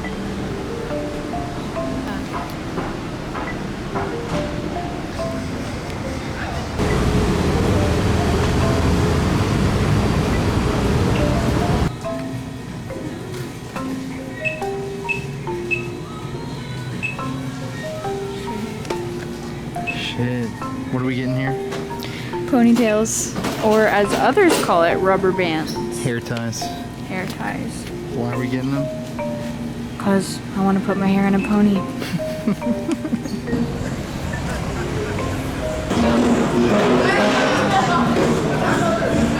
Right? No trip to New Orleans would be complete without a visit to the Café du Monde, the most famous beignet place in all of the city. How much powdered sugar they put. Oh yeah. I've never been here before. Courtney's never been here. Let's see your cup. Show it off. Let's see the cafe. This bitch is coated. Eat that beignet, baby. Come on, come on.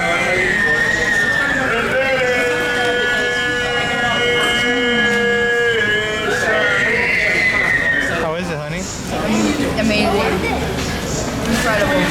How's your first official New Orleans beignet experience? Great. A little messy. Great. I love Cafe du Monde. We came here for my senior trip in high school. If you guys online don't know, I came here for my senior trip to New Orleans. I wanted to experience the haunted culture of the city. I came with Mary, Jeff, and my sister Tessa. We stayed at the Myrtles Plantation. We went to the Manchac Swamp. We came down here to the French Quarter.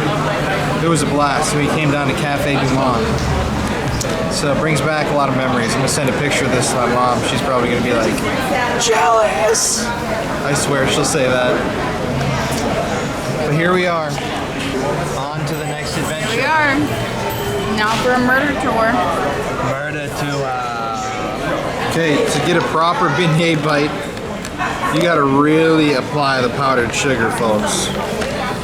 See this? Oh, it's blown out. Let's try it. Where you going?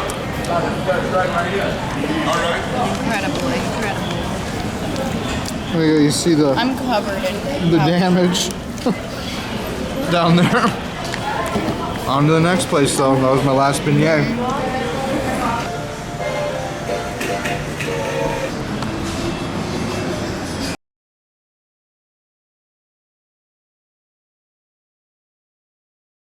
oh, here's the one where he said home of the original Mausoleum. Yeah. Woohoo! Woo!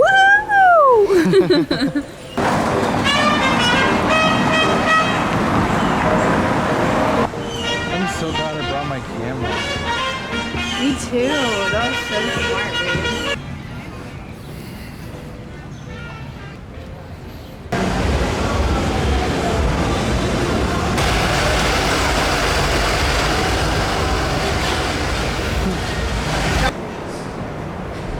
It's art, all right? Well, you can edit it Focusing anyway, on you right now. right? Well, it's not live, so you can always edit it. Of course. Yes. Oh, I'm gonna edit the shit out of Can't this. edit audio. All right, hit it, baby. Now, New Orleans has a lot of nicknames. You know, the Big Easy, the City That Care Forgot, the Crescent City, the northernmost Caribbean city. But probably my personal favorite is the Port of Lost Men. And that is because the city in the 1800s has the highest case of missing persons. And that's because if you do happen to kill somebody, all you have to do is dump them in the Mississippi River over that way.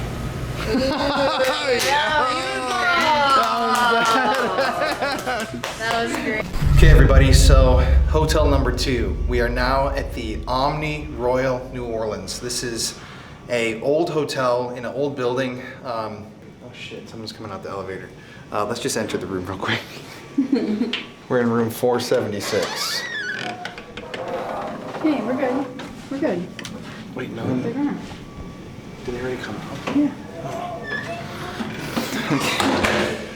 Okay, everybody, so this is the Omni Royal New Orleans. This is a very historic property. Lots of history here in this building. The most interesting thing about this hotel isn't about what happened in any of the rooms. It's about what happened on the roof of the hotel. The murder mystery of Zach and Addie. This sordid tale of gruesome dismemberment and murder and suicide that happened here in New Orleans. The suicide that ended that story actually happened on the roof of this building. Yes, Zach actually jumped from the roof of this building to his death, leaving a suicide note. But we're gonna focus for this video mainly on this room that we have here. We're in room 476. Let's open up. This is gonna be our second room rating that we do, like we did yesterday. Here, you can flip this around.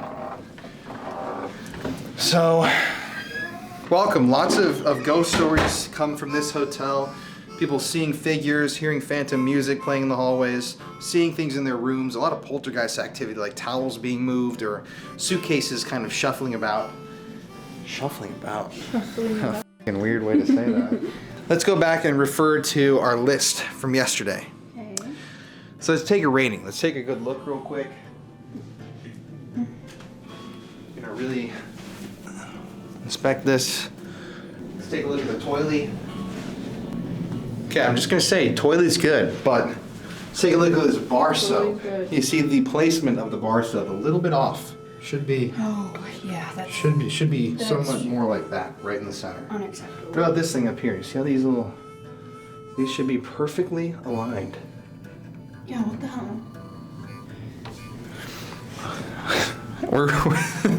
We're rating cleanliness first. But I will say, so this hotel room is very clean. I'm not trying to be mean to any of the maids. They're doing a fine job here. But when Courtney and I first got here, we laid down on the bed, plugged our phones in, got the camera gear out.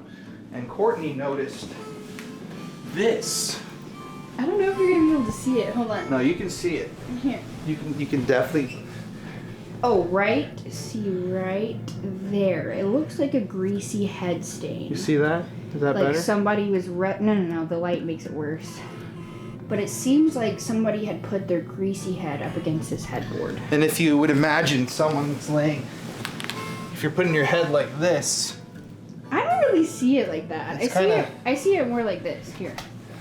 I see it more like this. Oh, what a rough day. Yeah, but your hair doesn't grease. That's your forehead. Some people's do. Oh, that's your forehead. Some people's head grease. What if they're bald? That is. That's a very. That's a good point. That's a good point. You kind of got me there. I do. But we did notice that grease stain on the headboard, which kind of led me to a dark place, thinking what was happening. Yeah, he I was don't kind really of wanna know. perverse with it, but I was more practical. So we're gonna give the cleanliness. What do you think? 4 out of 5? Yeah, 4. 4.5. No, 4. Let's give it a 4. Let's give it a 4. Misplacement of the soaps. Let's see. Okay, we also did. You'll stand up, baby. So, from our hotel, you can see that's the rooftop from where Zach jumped and ended his life. So it's kind of eerie to be able to see that from our room, you know? Yeah. And here's the French, if you see over here, all these buildings, this is the French Quarter.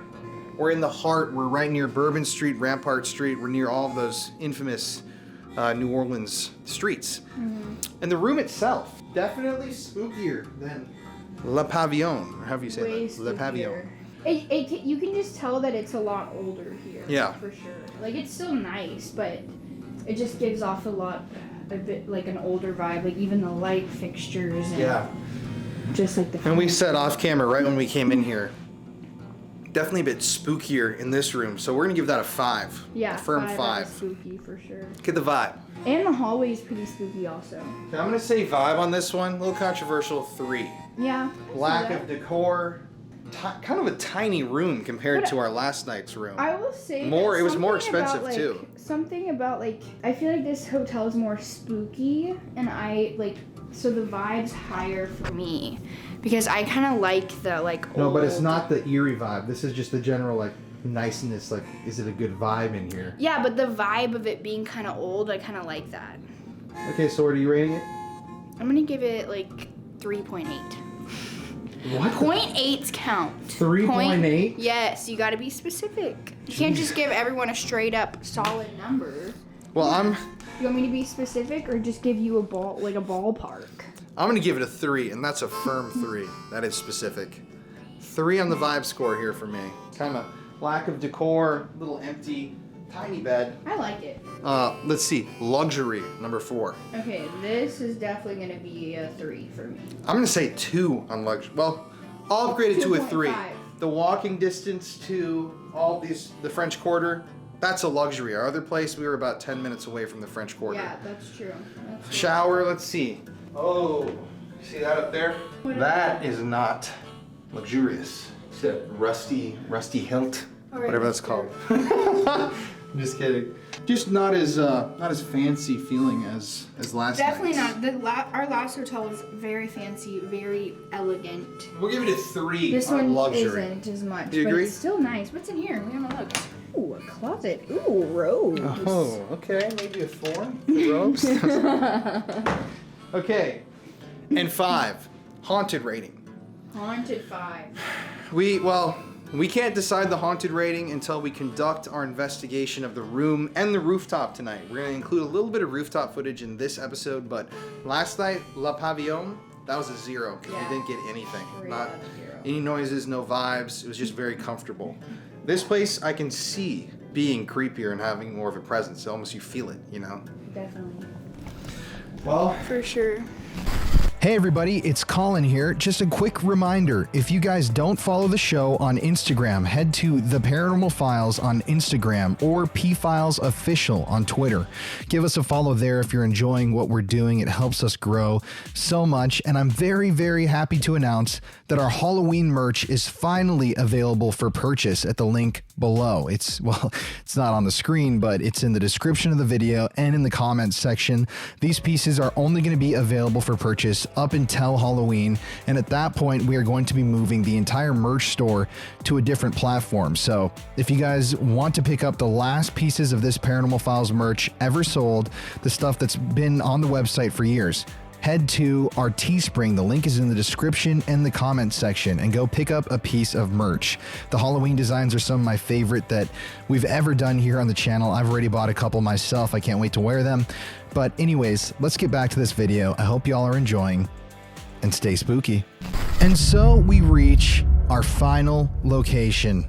Well, it's a 2-part investigation for this place. There are 2 real locations, but what you're looking at right now is Hope Haven Orphanage. This is a place I'd never even heard of in New Orleans until Leslie and Drew told me about it. And once I looked up Hope Haven online, I couldn't forget about Hope Haven. Now let's dig into why this is the darkest place, in my opinion, in New Orleans. Hope Haven Orphanage, also known as the Hope Haven Orphans Asylum, was constructed in the early 1900s to house abandoned orphans who were in need of help in the New Orleans area.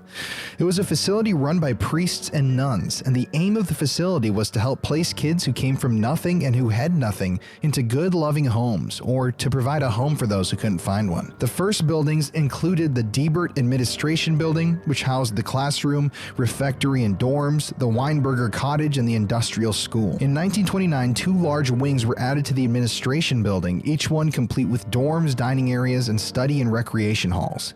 The Sanger Gymnasium was added a year later, and in 1931, the Mernon Agricultural Unit and the Marcus Feingold Mechanical Arts Building, where 12 trades would be taught, were completed. Hope Haven was a large facility that employed lots of locals, and for some kids, it really was a saving grace. I'm sure that the people who worked there saved many lives. But as time pressed on, the facility grew more crowded, and some of the wrong people began to work there. Hope Haven quickly, at this point, shifted from a place of light for troubled youth into a literal house of horrors. I'm not kidding when I say this. Look at this article from a local news outlet in New Orleans. The headline reads, "Hope Haven was a house of horrors for troubled youth." It turns out that all along, a group of priests and even nuns were abusing the kids that were sent to Hope Haven to find, well, hope. I'm going to just read this article to you guys directly, word for word. It describes what happened there super well. The scope of how horrible some of the things that happened behind closed doors at the now abandoned orphanage is absolutely disgusting and horrific. So here's some of the text from the news report. They were only little boys looking for a place of refuge. Instead of finding comfort and support, they got the opposite of what they needed. We're looking as young as 6 and up to 12, 13 years old, attorney Frank Lamoth with Lamoth Law Firm said. In Marrero on Bataria Boulevard sits Hope Haven. The Spanish colonial-style architecture is captivating to the eye from the outside. What occurred inside of the walls, however, haunts those who once called it home. It's where some of the most brutal cases of child abuse occurred, according to Lamoth. Anal rape, Lamoth said. There was one child that I recall anally raped multiple times. They were orally raped. They were fondled. Lamoth says it didn't stop there. They were also dealt with by the sisters who were there in a sadistic way. There was a lot of sadism. They were beaten. I had one nun testify when I took her deposition that she could hear the screams when they were being beaten. In the list released Friday by Archbishop Gregory Amen, 8 of the 57 clergy members credibly accused of abusing children had ties to Hope Haven. All of the men listed were assigned to the boys' home. The allegations date back to the 1940s. When Lamoth first started looking into the case, 18 boys spoke up. By the end, 47 others came forward. Now, this is just absolutely horrific. These kids were coming to Hope Haven to find a new life, but instead, many of them were subjected to brutal conditions, torture, and became victims of assault. But the story doesn't end there. Here's some text from another article I found online describing the sordid history of Hope Haven. Pedophile priests and other staffers accused of molesting children at the former Hope Haven and Madonna Manor orphanages are targets of a new lawsuit filed Tuesday, November 13, 2018, against the Archdiocese of New Orleans and the Celestian Order to which the priests belonged. 2 lawyers filed a suit in Orleans Parish Civil District Court on behalf of 4 unnamed adults who as children lived at the orphanages back in the 1970s and 80s. The suit comes 11 days after the Archdiocese disclosed the names of 55 priests and 2 deacons whom it said had been credibly accused of sexually abusing children in its jurisdiction since 1917. 8 of those priests, 6 of them now dead, worked at Hope Haven. 9 years ago, the Archdiocese and its affiliated Catholic charities paid almost $5.2 million to more than a dozen men who asserted they were beaten, berated, and years earlier as children living at Hope Haven. Yet the new suit says the Archdiocese has never disclosed the full list of brothers, staff, or employees accused of abusing children there. Here's just a sample of the allegations brought against the staff of Hope Haven, taken from the 2018 lawsuit itself. The plaintiff discussed here used a synonym in the lawsuit. John Roe I of Louisiana, who was 9 years old when he was placed at Madonna Manor, says he was repeatedly forced into sex in the chapel sacristy on a field trip to St. Joseph Abbey near Covington and in a private cottage between 1981 and 1983 when he was admitted to a mental institution for a severe emotional collapse. But it wasn't just the religious leaders of the orphanage who were abusing the children. According to another attorney that worked this case, there was a milk truck driver who the nuns allowed to take one of the orphans on his milk route, and he took them and abused them in the back of his milk truck. Absolutely disgusting.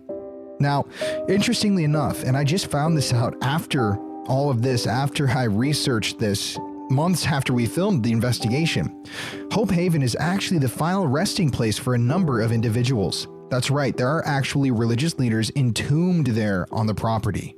The founder of Hope Haven himself, a man named Peter Matthias Hubertus Winhoven, is interred in the chapel on the property. Now, it's no wonder that this place is regarded as being extremely haunted. It's been abandoned for decades, and the extreme levels of abuse that took place within its walls surely left a mark. That's why, for our final investigation of the trip, we decided to pay the tortured spirits of Hope Haven Orphanage a visit ourselves. Hello. We got Courtney here. Hey guys, why don't you introduce yourselves real quick? I'm Leslie with All Things Paranormal. And I'm Drew with 303 Paranormal TV. We came out here to bring Colin to the haunted orphanage here in New Orleans.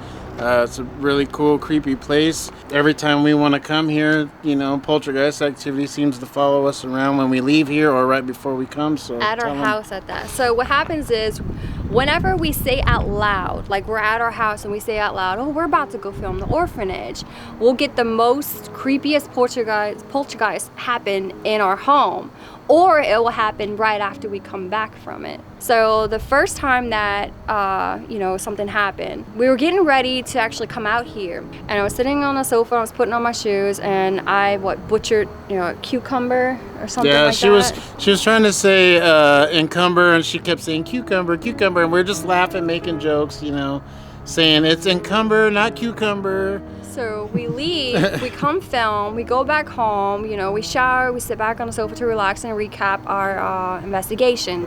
We have this 16 by 20, might be a little bit bigger than that. It's like a huge canvas on our living room wall right above where the TV's at. It just falls. The next day when he goes to work, he has, it's actually on here, he's got a pin that his daughter gave him. Speaking of the cucumbers. The cucumber pin that's always in this spot. Ended up being in his work hat, fell at work. It felt like it made it through a gas station stop, a 30-minute drive. It made it through the walk through the front door of my job, and I'm walking to my department, and the button just falls on the ground like out of nowhere. And I don't take this to work. Or this hat. He's got a different hat. This is my Explorer stuff, so I don't take it with me to work. So there's no reason for that button to have followed me there. It's like, I don't know if it got thrown at me or what have you. And then about 20 minutes later, I'm in my walk-in, and boxes that have been stacked forever just fell over on me, basically, not on top of me, but while I was in there. Things just seem to, every time we come here, it's either before or after things happen. It's crazy. Like tonight, right before we came to pick up Colin, we're moving, so we have the headboard leaned up against the mattress and the box spring, and it's leaned this way, and our cat's locked up in the other room, and you hear like as if he's clawing at the mattress because he likes the material. And it was enough to get our attention to where he looks over and the headboard goes straight up. Yeah, it stood up. And he kept it there so we could see it. And I was like, no way. And it's this place, I'm telling you guys will see. Hopefully we'll catch some good stuff. You know how it is every time you go somewhere, you don't always get the best of luck, but we'll see what we can get tonight. I'm sure we can drum something up. So you're saying there's something that seems to almost attach to you guys, or make itself known before and after you visit. What do you think that is?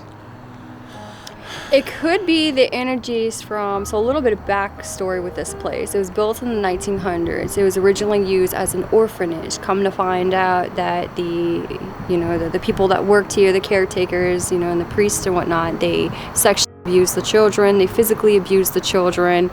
And we believe that, when, 4 walls, you're trapping negative energy. So it's creating something. And of course, we can't necessarily, everybody wants to say it's demonic. You can't necessarily pinpoint it on that, but we believe it's that negative energy that's just trapped within these walls that could possibly, we know you guys are coming.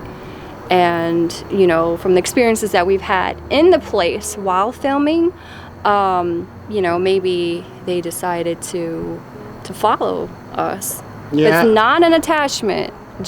I think it's more of like, hi, here I am. Maybe they have a story to tell, or they're trying to get our attention. Or the children's spirits too. Like, children's spirits seem to follow me around. One followed me from Indiana all the way back to Denver. And I think the children's spirits from here follow me around too, because it's just, I don't know if it's just the dad vibe they get from me or what, because dad comes through all the time to me on Necrophonics and all the time on the SB7. They're always calling me Dad, Dad. I'm like, I'm not your dad. I don't know who it is that's following us. We do think it may be some children of ours from the past, but we'll get into that later. He's Native American as well, so we know that his family has like the strong, traits of, spiritualism and paranormal. And for me, I've seen ghosts since I was 9 years old. So when you have like both of our strong energies combined, it's like an explosion with things. We're always having something happen. But definitely in this place, there's just something about it. Like you feel the wind blowing a lot right now. But definitely in this place, the energy is very sad, it's very depressing, it's very angry. And we think that the spirits themselves may not know what happened, why it happened, or even know that they're dead. So we think that, some of them want answers, and then there's some of them that don't want us here. Yep, so if you're ready, let's get it.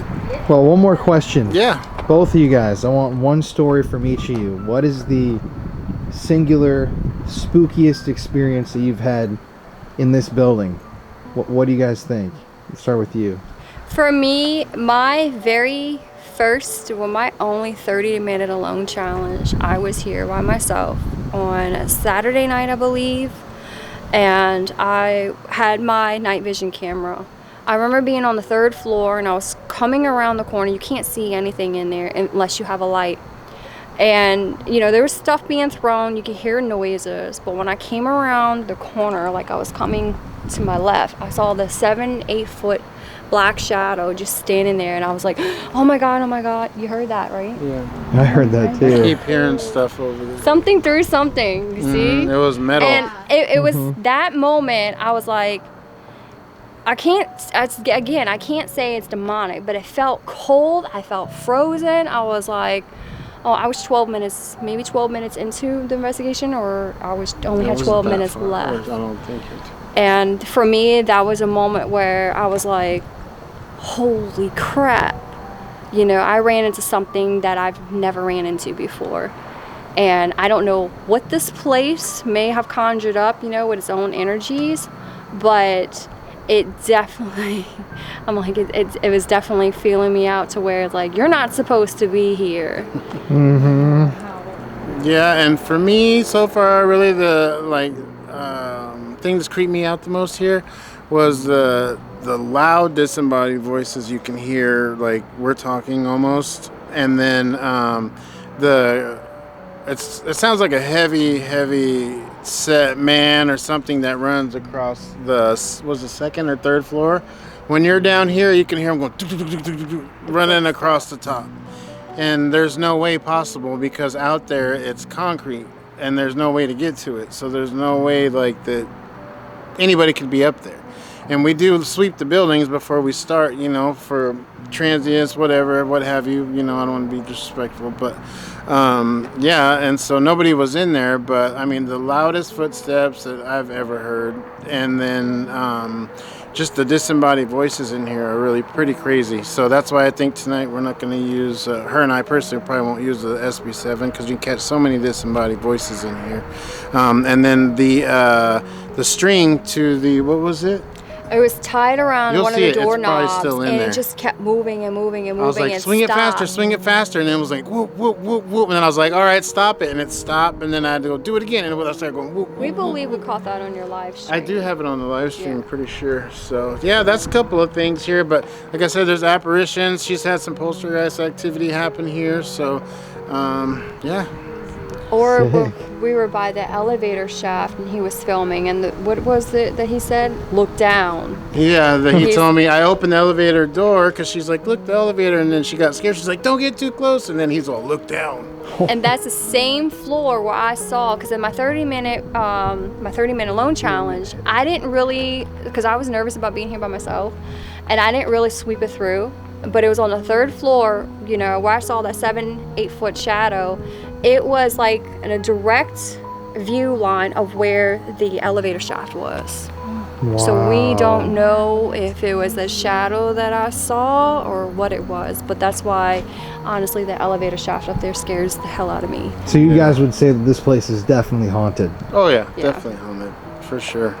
the intelligent responses on the SB7, and you know, the necro. Some people trust it, some don't, but they do intelligently communicate with you here, which is pretty cool. So let's hope we can get some of that action tonight. And the disembodied voices that you hear. With your own ears. Okay. I was huddling in a corner. I was like, do you hear that? Do you hear that? Oh my God, there's a man here. There's a man here. He swept through the entire 3rd floor. He's like, stay up here. He went down on the 2nd floor, looked around.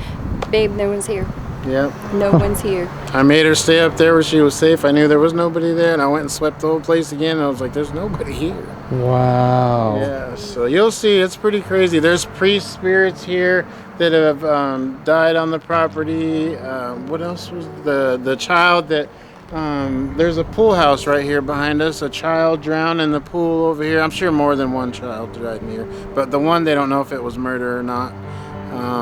Yeah, it used to be an all-boys home, and then it's been a couple other things since. But homeless shelter. It was a place for, you know, the elderly to pick up their commodities back in the day. Went back to being a homeless shelter, and then they closed it down when they started, you know, the church started getting complaints of sexual abuse that happened, and now there was a big lawsuit. So, you know, there was 50 priests, I think, got charged since 50 priests started getting charged since 1980. It was from the 1950s, but they're just getting charged from the 86 until 87? Even today they're still being charged if they're alive. Yeah, so it's pretty crazy here.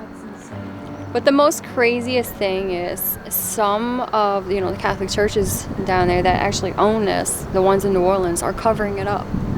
So they're quickly shipping the priest out to other New Orleans, or even, you know, further out of New Orleans area to their churches. So it's kind of scary, it really is, when you want to mix up like religion and paranormal, or how paranormal feeds off of religion and just different things that happen. Yeah, I think it was like a $5 billion lawsuit or something like that between all those 50 priests that got charged. It's crazy. Even if they were dead, their names were being mentioned, you know, so. And it all started here. Yep. There's also another part of it across the street that we can't get into that's way bigger than this. The girls, the girls one. The all-girls orphanage is across the street. Oh, that's dark. Yep. So at the end of the day, you guys genuinely feel like it's freaky in this building? It's scary. It's definitely scary. It's very intimidating, and I'm not afraid of anything. But this place, I've mentioned just about every video that I've done, and you can see it on my channel, that I don't want to come back here. And I ended up bringing him. It is a very scary place. She did not want to come back here, but since I moved here, she's like, you know, I got to take you. I don't want you to miss out on the opportunity. So, hey, you know what? What better time to bring you here to this real scary place? And yeah, it's very haunted, and we kind of don't want to go in there, but we told you we'd bring you, so let's do it. Well, with those great words, let's head inside. Sweet. The buildings are over 100 years old, so they're not.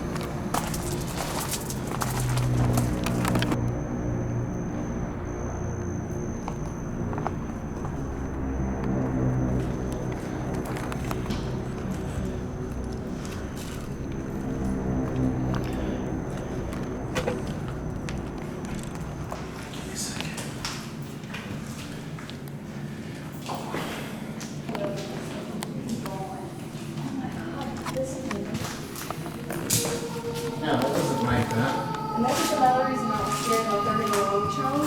Because I'm like, what if something pushes me through the floor? Because there are holes in some of the floors. So this is the second floor. That's the third floor. And that's So yeah, this is the second level. The 3rd level, and then still the 1st down there. And the kitchen is still down there with the stoves and everything. Damn.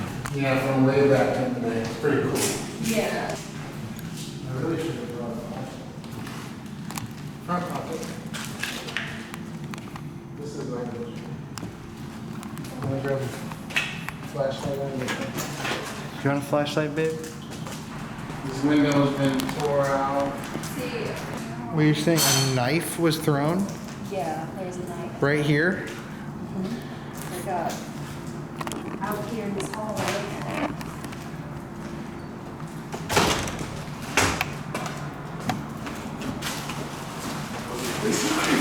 Jesus Christ! That scared the shit out of me. Yes, that's Jump scare, baby, and there's the knife. Literally. So, is this a knife from the place? I don't know, but that's the knife that got thrown at her. What the hell? So listen, guys, this is for real. I'm not making this stuff up. That's I figured a jump scare would be fun. that was good. I probably just touched a murder weapon. Yeah, right? This right here? You don't want to go over here like past this. You'll see all the dorm rooms and the, I mean, you know, where they slept, all that in there. It's pretty cool. So earlier when we mentioned the footsteps, Drew and I were down there. That is your 1st floor. That is the auditorium part. So we were, you can see there's no roof right here at all. Like, The this holes is go all the way outside. through. You see that? To the bottom. You don't want to walk over there. That's where we heard the footsteps running. Yeah, over there where there's nothing. Jeez. It was like, whoa, did you hear that? Yeah. I just heard that. That was scary. Something's in here already. Something. That was loud. Very loud. Who's in here with us? Hello, hello. You remember Leslie and I? You know, we've been here a few times. If there's any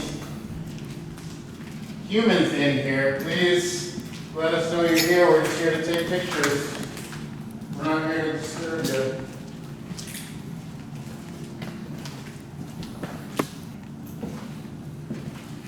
We were in this That room. was a piece of glass or something that got thrown behind us. Yeah. Just now. Isn't a broken mirror bad luck? 7 years, supposedly. Shit. We had to access, you smell the mold. We had to access this through the, watch the floor there. So you go out here and we can go into another part where the showers and stuff are. Cool. So that's a cool spot too. I mean, I like the clowns.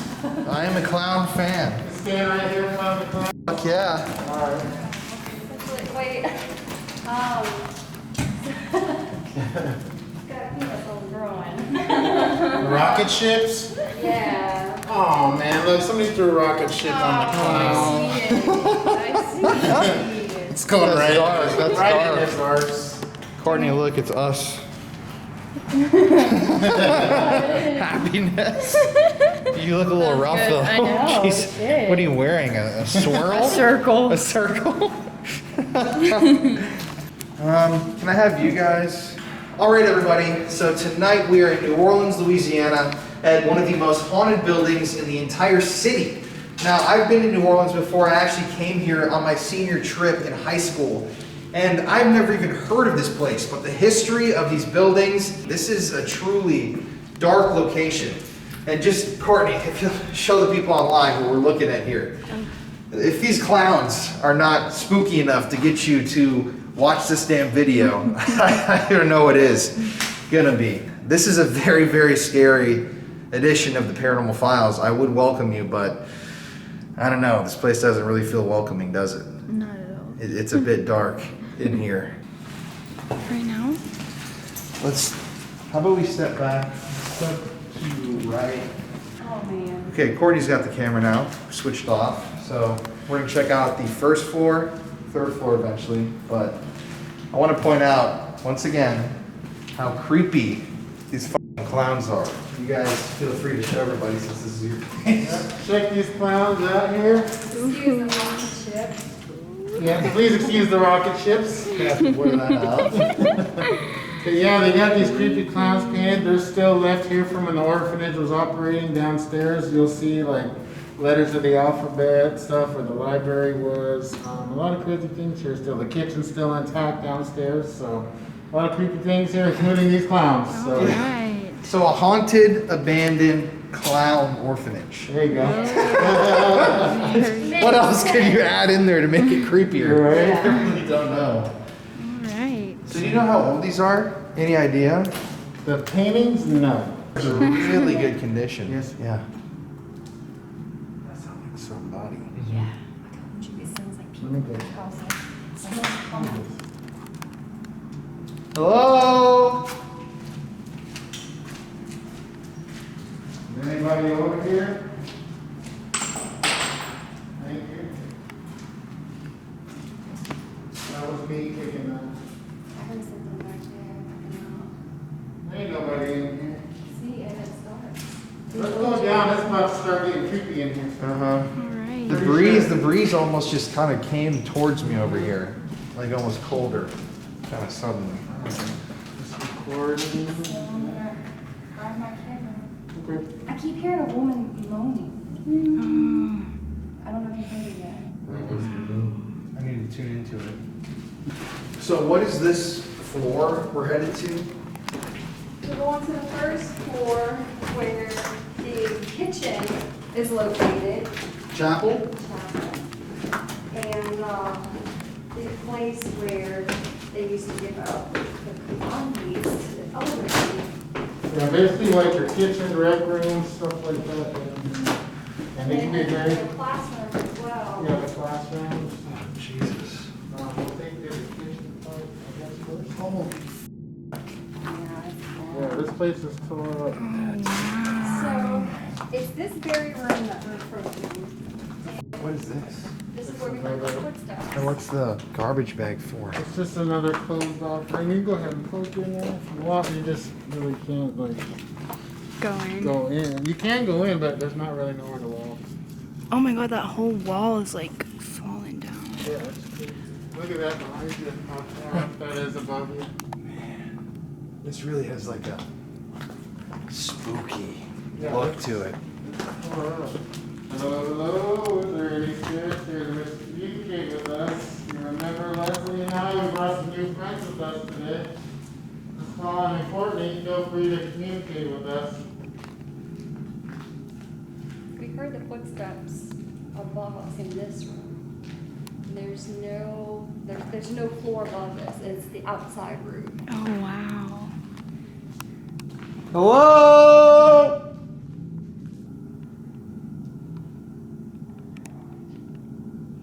In that area.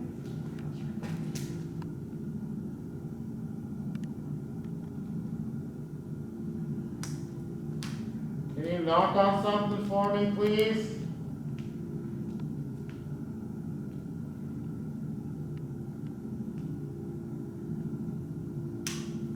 Thank you.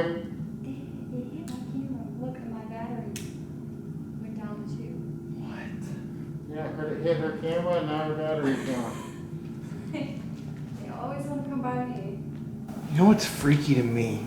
I just Genuinely. heard something. You heard something? Yeah. What'd you hear? Like a knock or something.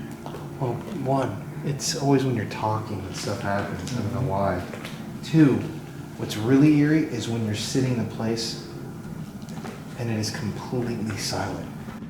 Like, this is a different type of silence. Like there's no wind. I was there's no just cars. thinking that. It It's is so dead. quiet. Like, it's it's like like uncomfortable. Yeah. You know, it's so quiet that it's loud in your ears, and that's when I feel like shit happens. This building, remind you guys, for the audience at home, the entire outskirt of the building, it hit my camera again, is cement. It's Wow. cement. So there should be no No way noise. to come through. And we are sweating down here. Yeah. Yeah, You can tell on me. I'm looking for a picture. is there anybody down here? Here to take pictures.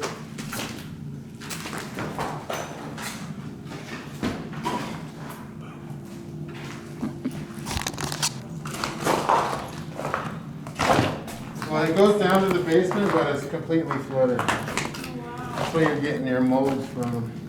Oh wow. Yeah, it's really tall down there. Leslie usually goes down to the bottom of the stairs and records down there with all that water. That's just crazy. I was like, if you fall in, I am not going in there. I'll throw you a rope. That's creepy down there. I Yeah. think that's very creepy. Anybody want to go for a swim? Alright. Well, sadly, I didn't bring a bathing suit. Close this so nobody gets poked. Yes, there we go. Alright, so here's the little kitchen area. Still has the pizza ovens, the stove, the fryer. Looks delicious. Chicken. What is this? Some oil? A lot of your viewers might not know how to operate this phone on the wall. Okay, I'm just... Help him being abducted. You know, this asbestos on me. Oh, Jesus. Do you think there is actually asbestos in here? There's probably lead, asbestos. Oh, all kinds of great. junk in here, so- You know what? You want to set up a REM pod and stuff in here? Yeah, why not? We've got the Let's REM go. pod and everything too. So, since these guys have been to these buildings, specifically this building, multiple times and interacted with the spirits in the past, I'm gonna let them, for the most part, run these sessions. I'll ask some questions too and interact, but I feel like you guys have the deepest bond with this energy. So, if there's gonna be a connection, it'll be with you guys. So, got the SB7 spirit box set up here. You guys know this well. Oh shit. Got the REM pod right here. Turn this on. Let's put this.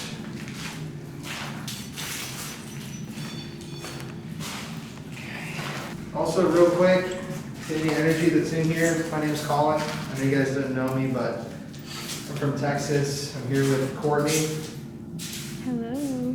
and we come here with peace and good intentions in our hearts. And we would just love to hear your guys' voice if anybody is here with us. So, just. They're playing? They're playing. Hello, hello, this is Drew, Leslie, Colin, and Courtney.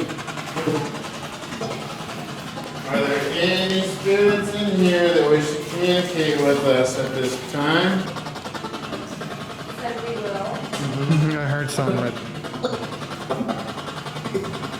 Last time I was in here, I asked you what you wanted to eat for dinner. What do you want me to make you? I do a little bit of chefing, and I'm a butcher, so anything I can whip up for you, let me know.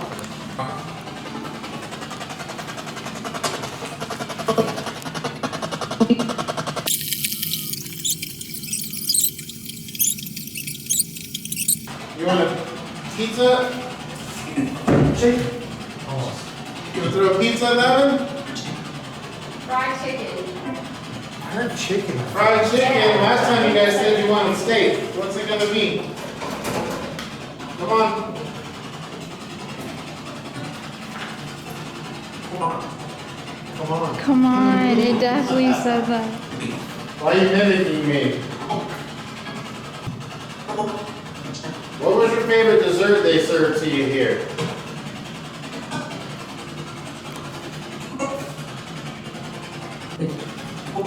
You want to talk to me?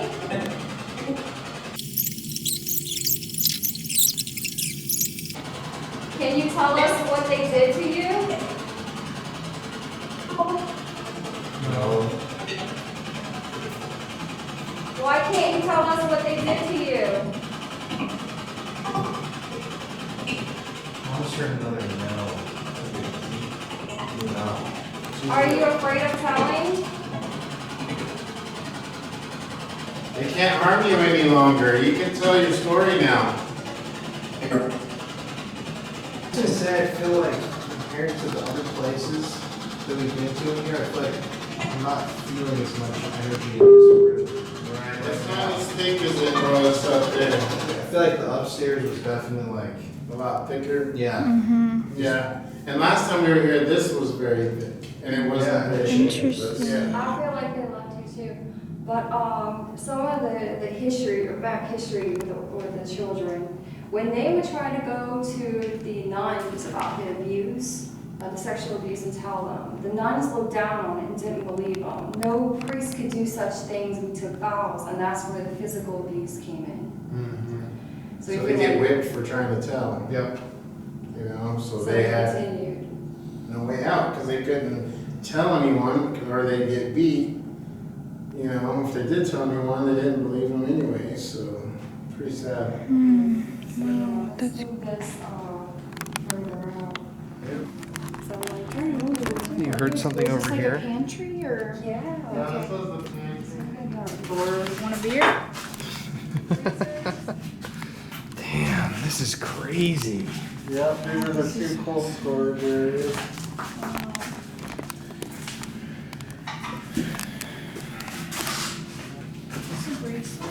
I know.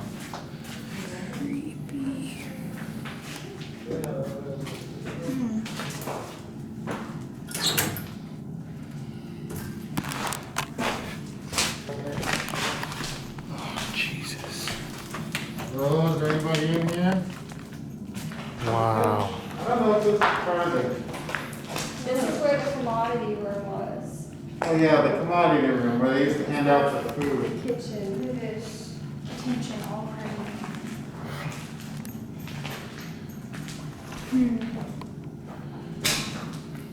I don't think I was in here.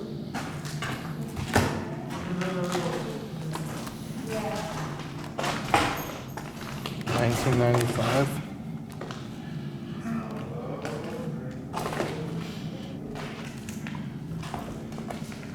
I bet all these places are closed down now. Definitely. This place is just beautiful.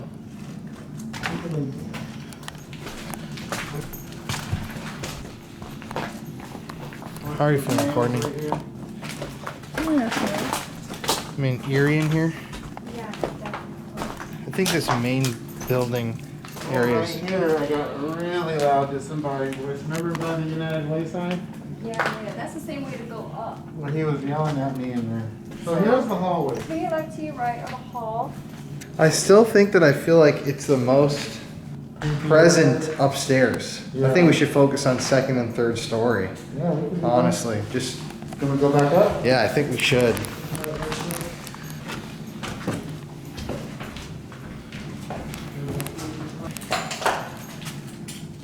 Whoa. The reason in Chester is because this was the corner right here. Came around and saw That's gnarly. figure. Yeah, I don't know. I can feel something up here because I might have trouble. Like that door was completely closed solid with wood. The wood is right here. The wood's on the ground there. Somebody kicked it out. Is this the string? Mm-mm. It's on the door still. Oh, there it is. But it was completely sealed up so no wind or anything could get through. We had it on him last year, and I believe in one of his videos. See how it stopped when you walked up to it? Weird. It moved faster when we asked it to move faster, and then it stopped when we said it stopped. Yeah. Heavier. This is where the negative energy is out of. To whoever's up here, I just want to let you guys know once again that we come just to talk. We would love if you could do something for us, like bang on something. Could you give us some sort of a sign that you are here with us right now? Knock on something, move something, slam a door, anything?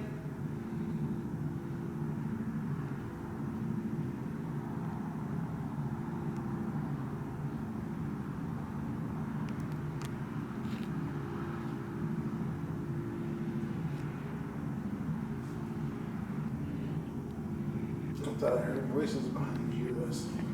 I know you don't really find a lot of things, like you don't really think about orbs that much, but there are like tons of shit moving in the camera right now.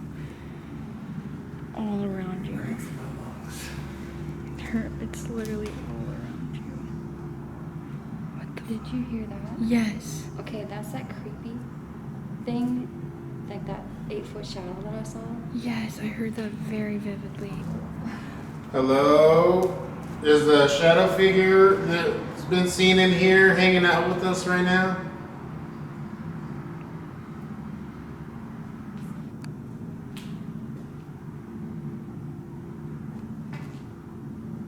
The 8-foot shadow person that I saw here.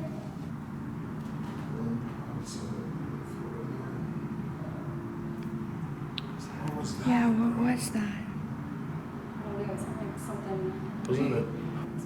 Mm-hmm. I heard a voice. Yeah, I I keep heard hearing that. voices. I don't know. Same, Maybe it's no, just I me. heard that too, I swear I did. Hello?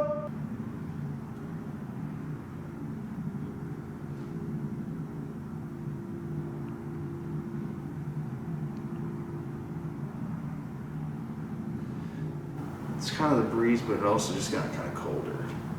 Yeah, because it doesn't get cold here. Yeah. It's very hot.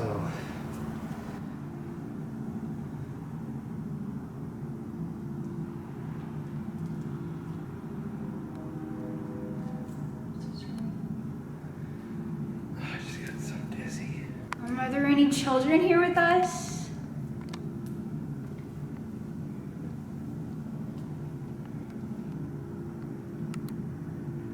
Or anybody that worked here? I have caught huge light anomalies shooting through the ceiling and through the ground over here. Just now? I was getting Before a we lot. just had the enemies, like actual light anomalies, like shooting. Same. Yeah, they weren't orbs, they were like Bars. bars. Yeah. Not the end down here.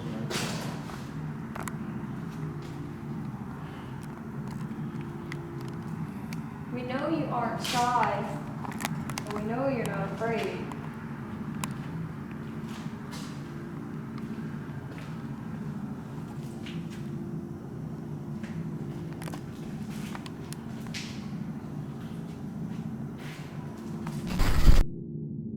Okay, so we're down here on the second story. This is where we were all feeling kind of the most energy. Of course, there's a damn cop right when I'm talking. Yeah, hold on, just restarted. So, yeah, we're just gonna investigate here for the final part of the night and see if we can get anything off camera. You and I heard something over here moving, like movement. Right. But we were just walking down here and we weren't filming. So I'm gonna turn my light off. All right, well, I'm ready to go when you guys are. Yeah, that is eerie down there. Yeah, see why it's creepy and I freaked out. Can you say something to us? Use your voice.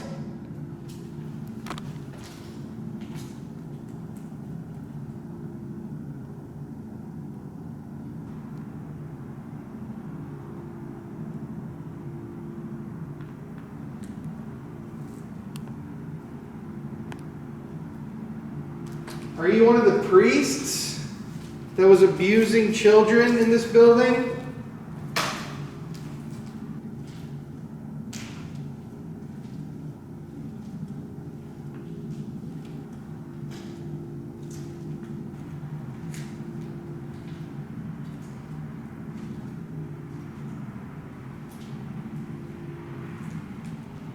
Oh, Jesus, that scared the hell out of me. Oh my God. Oh. Where are you in this building? Can you make any sort of a noise to let us know where you are? We're not going to hurt you. We're not here to harm you.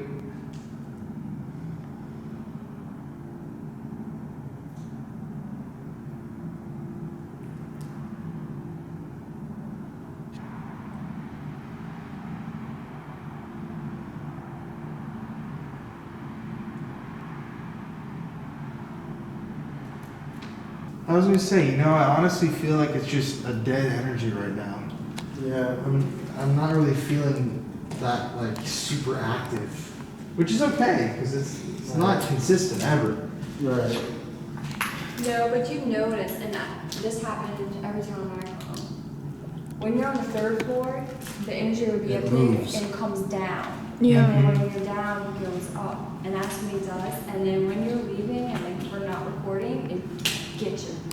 It's like you're almost scaring it away. Maybe if it's a child that was abused, something like that, that kind of timid energy. I don't really know. Or leading you around. Or playing with you. Yeah, exactly. Well, I think I'm good on calling it a night if you guys are. Yeah. We can head back, pick this up tomorrow.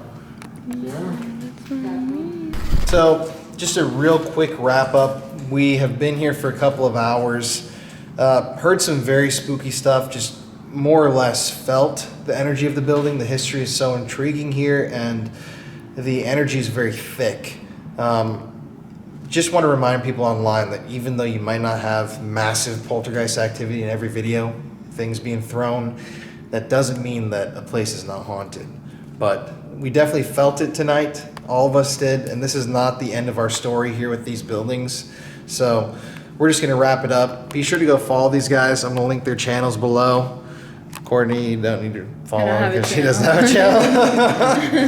But yeah, that's it for tonight. And let's cut to the next scene. Stay spooky, baby.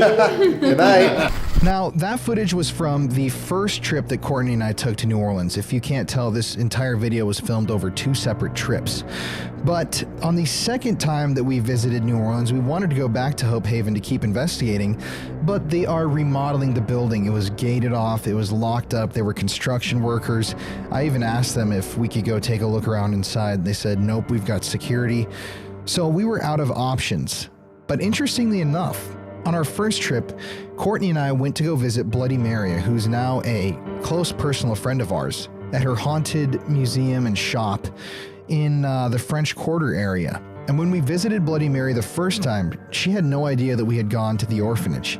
She texted me after we had left her place and we were driving home, and she said that there was a little boy who had followed us and he had made his presence known in her seance that night. So naturally, when we were back in New Orleans, we thought, why don't we hit Bloody Mary up and see if she can help us out with this investigation?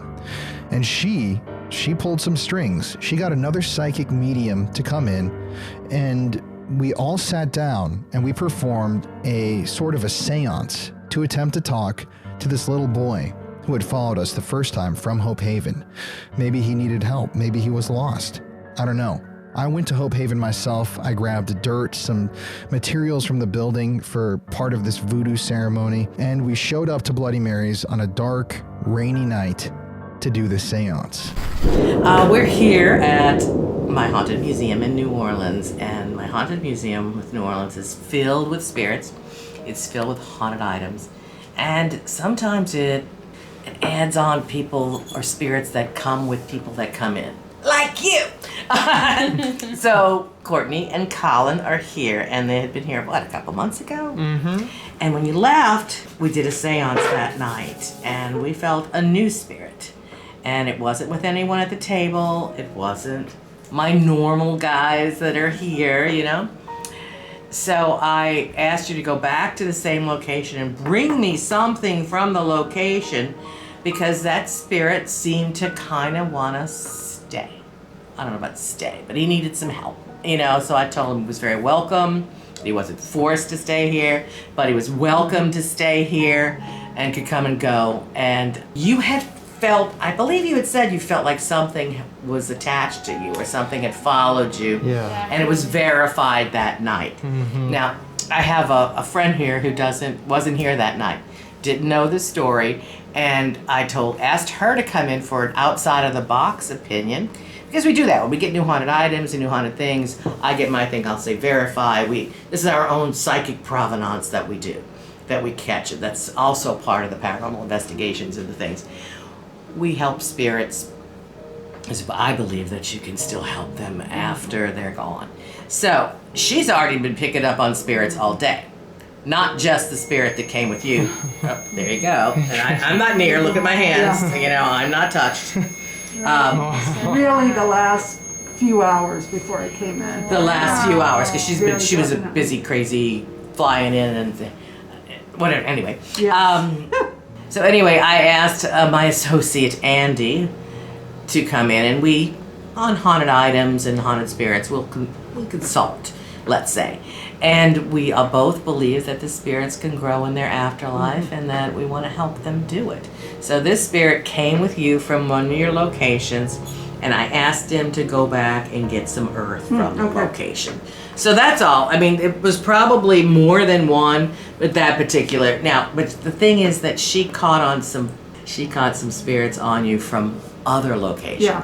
So you carry an entourage, my dear. They like him, but he's very likable and charismatic. So there's something that you know. Mm-hmm. Yeah, I don't smell this. They agree. They agree. They They like agree. him, but people like you too. So Humans, and yeah. in the flesh. Let's stop. And I was Mine in- listens to me. Oh, thank you. There you go. I just met you, but thank you, Grandpa Jr. But she also picked up on serial killers and beaches, and her plane got stuck in where? What was it? Lubbock. diverted. I was on my way to Dallas. I was about to land in Dallas, about 40 minutes, 50 minutes out, and somebody had a medical event on the plane, and they had to divert to take him off the plane. He was very close to passing, and so almost got to Dallas, then diverted over to Lubbock, was there for a bit, and then took off. But I was just gonna say. Okay, and then I might put this scent on. That scent's okay, but whoever this is very particular about scents and some very interesting scents. And then I picked up some stuff also randomly on the peripheral around a serial killer, and I'm like, no, that's not what this is about. And I kept sliding that over, so maybe it was on your minds. Wow. Well, because we've been visiting serial killers locations recently, but it's been We very also just distant. took a murder tour last night. Yeah, we did a murder tour last night, but we also have been doing like different, like the serial killer we've been looking into. We've been going to like different locations of his, like his home or like his Well, I kept boat sliding shed. that over because I felt like I was perhaps getting an overlay on something on the scents. Wow, interesting. Well, you know what? I told her no, it wasn't a serial killer, but we certainly have our share of them too. You know? Right. But let's clear all that and just see. We brought some earth. I have a collection of earths from different places, or brick, a piece of the property, or something to connect. And I thought that does make it easier for the spirit to come and go. You know, from there to here. Because if a spirit didn't come here in the flesh and life, and by us having a haunted artifact or a piece of the building, makes it easier for them to get here. So we've got the earth for now, and maybe something else later. So I'm gonna let's be still here and close a minute and go into it. I know what I need to do with this earth, and I'm gonna let you see if it changes the energy, okay? So if you wanna trance out, go ahead. Are you going to do something with it now? Yeah, I'm putting it under the table.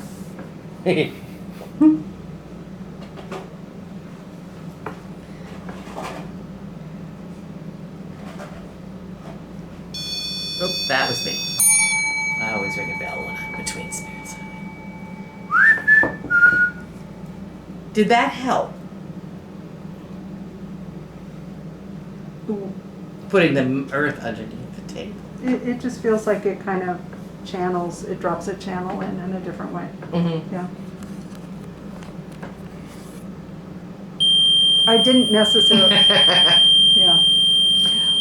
Are you happy? Oh, you don't even have the ovulus on. Yeah, let's put the ovulus on. Are you going to open the gates or is that? No, I wasn't going to do that. Came intent. Came with intent.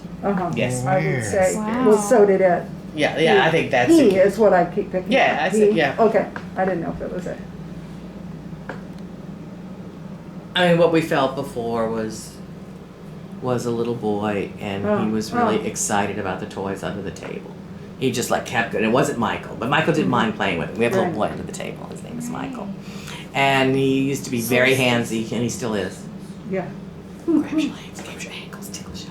But this little boy really wanted to play. He was excited by all the toys, and I told him he was welcome here, and that he could come play, and that we'd help him in any way that we could.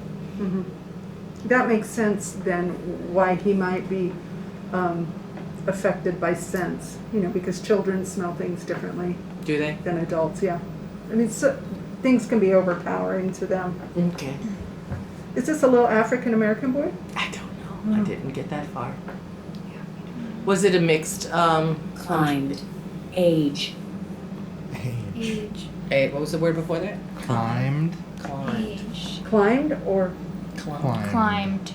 And we felt like something followed us home from the place, but we didn't have any idea of what it looked like or what He was definitely kidding. He was definitely wanted to play, and he was actually pretty happy. It just said unclear right when I was saying we don't know Right. what it was. What was that?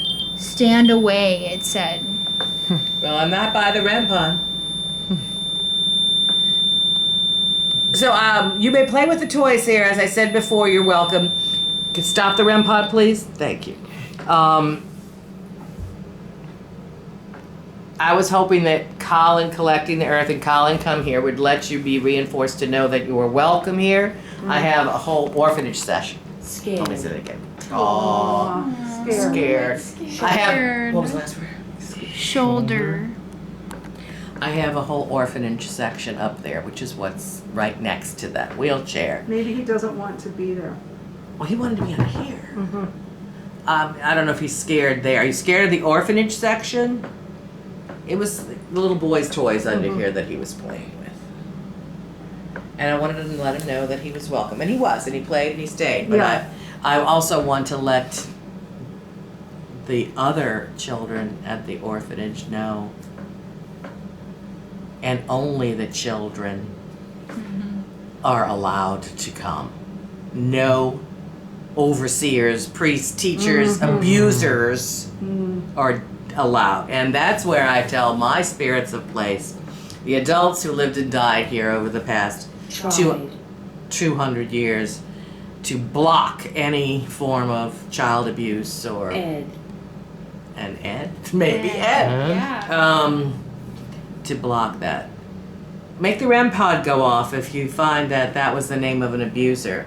Was that someone that scared you? Let us know. I'm really feeling that this child had a lot of joy. This child had a lot of joy. I feel like he was really he felt happy when he was here. He danced a lot, and I'm feeling that there was a grandfather that watched him. And he's showing me the grandfather. He's an older, and he's quite thin and tall. Stab. Aw. Yeah. And I feel like that this is African American or African. Well, this was an orphanage. It was run by the Catholic Church. This child? I don't know anything about this particular child except what I felt when he came here. Was happy to play under there. Yeah. But I mean, he was from the orphanage. I don't know if he would have had a grandfather. Was that your real grandfather? There would have been a lot of older men there. Older black man that just kind of, he's just sitting there. He's not very active. And protector? It feels like he watches over him or watches him play. So I don't know. Maybe he was in spirit form. I kind of feel that it was a caretaker. Yeah. On the property. Yeah. That kind of looked, bigger, was aware. thin, older, and he's sitting on a low stool, so he doesn't have there's not a place of, importance or.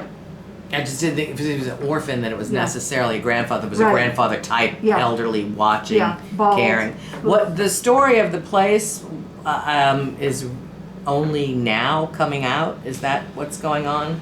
I think it was. Are gorgeous. Yeah, they're beautiful. So where is it? It's across the river. It's in Spanish. It starts with M. Marrero. Oh, okay.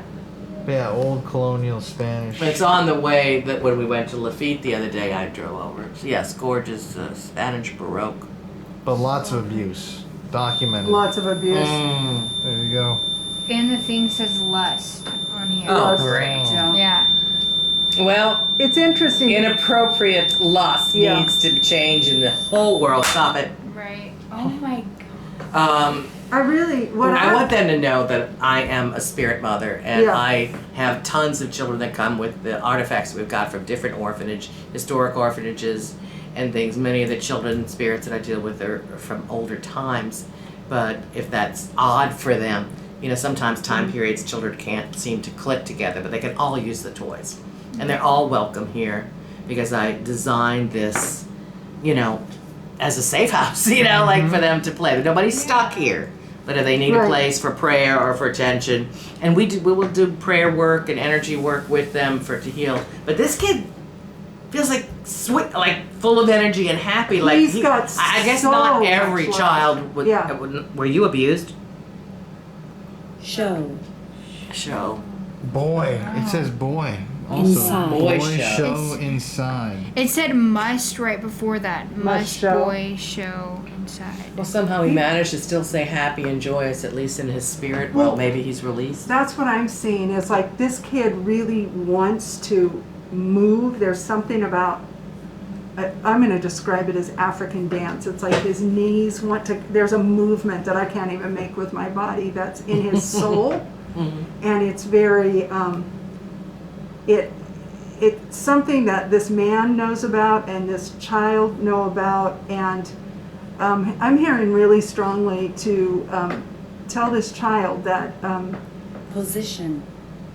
warrior women Oh, well, that's... show who the perpetrators are, and it can be this can, I don't know, is vindicated. It's going to court now, right? Oh, it is? Is that what you said? Yeah. Johnny. Wow, Johnny? Is your name John? We will Skill. call you Johnny. It says skill. Position Johnny skill. Physician. Solid. No. Counter. Position. Solid counter. Well, Maybe this feels like a protection. You really liked it under here. yeah. And I have toys under there because our little Michael likes it under here. And Michael, I asked Michael, he didn't seem to mind that Johnny, wanted to be under there too. But there's also toys there. There's toys upstairs, and there's different children all over the And place. safety. Yes, this Safety is a here. safe house. Absolutely. Yeah. This is a sanctuary, a safe house. I want all the spirits to know that their stories can be told here. They can get prayer here, that they wouldn't be forgotten here. And there's multi-generations of... That's it. That's my diabetes thing. Oh, it was like... there's multi-generations of... There's multi-generations of spirits here that we hope will all get along. And they can be healed so they can be reborn. If they want. Grind. I'm curious, does he know the face of or the specific perpetrators that he has seen? What do you mean? Like, who would he, I'm hearing to ask, what did the face look like? Do you know, what he saw? Does he know who it was that did it? The abuser. Well, I'm sure. Yeah. Why wouldn't they? Well, Unless he can't remember because he was so young. so young, or He seemed about well, 7, the 8. mind shut things away, and my feeling is like, if you show us, if you tell us, then we hold that for you. We don't have to. You don't have to keep holding it all by yourself, and so. Well, okay, this is what needs to be known. You do need to know that there is a court case going on now. And Both that- times he said that. Yeah. I'm gonna- And you can stop. It's okay. No, okay, maybe not. And there are priests that are being put up. There you go. Oh, This is a church thing. so the they're abusers still were the- alive. Some of them. Some of them. are. Some of the children, the orphans, some of the orphans are still alive. I guess some aren't. A lot aren't. I Were think. was there proven death? There was a lot of death, a lot of Yeah. physical abuse and sexual abuse. People chained to the walls. They called it a house of horrors. Someone that was. And in this there. is, I mean, I don't know why I don't know this. If it's happening here, I mean, as a citizen reporting in the paper. Yeah. Why don't we know this is what I meant. I mean, I know this because of you saying this. I and feel like the Catholic Church shuts down a lot of the. I mean, they just try and keep it as hush hush as possible whenever you're dealing with Catholicism. and other stuff is all over the news. Yeah, Yeah. So exactly. this sounds worse. Bottom. What? Bottom. Will. They put it to the Bottom will. Yeah. to the bottom of the pile. Exactly. I do happen, a friend of mine, uncle was He just died. He was 100 years old. And he was a priest there. It was his life. I wondered if his spirit has something to get off his chest. I could look it up. I don't know his name. It's Melissa's uncle. I will really say that I do think that there's some work to be done that's coming forward on, in the work that's being done here tonight, that some of this, it's clearly in the spirit world. So if we can help, you show us what you know, or what the face looks, or whatever, however you decide to show it. I feel like he's the leader of the pack, that he's the kid? most energetic one, and he can bring the others through. That's why I wanted the earth. If the others needed more help because some were, I don't like even thinking or looking for this, tortured and abused. I mean, it's just... There's even this aspect of this older man, like he's sitting low, this is at least... So he couldn't do anything about the situation? He's low in his status, he's low in He his... said he was a gardener or something. Something like that, and he knows, and he sees there's a sameness in what was in him. I almost feel like he was possibly in the orphanage at some point. Grew up there. Or grew up in the neighborhood or something. So he knows the story. He knows the story, and he sees the life. But he's in a his spirit child. now. Oh yeah. Yeah, he's dead. Yeah. Okay. Yeah, he knows the story. Maybe he knew too much back then. Right. That's what I'm saying. He knows, and he sees this child, and there's almost like... So it's good that he's protecting him, and he wanted to protect this child from, to keep the joie de vivre alive.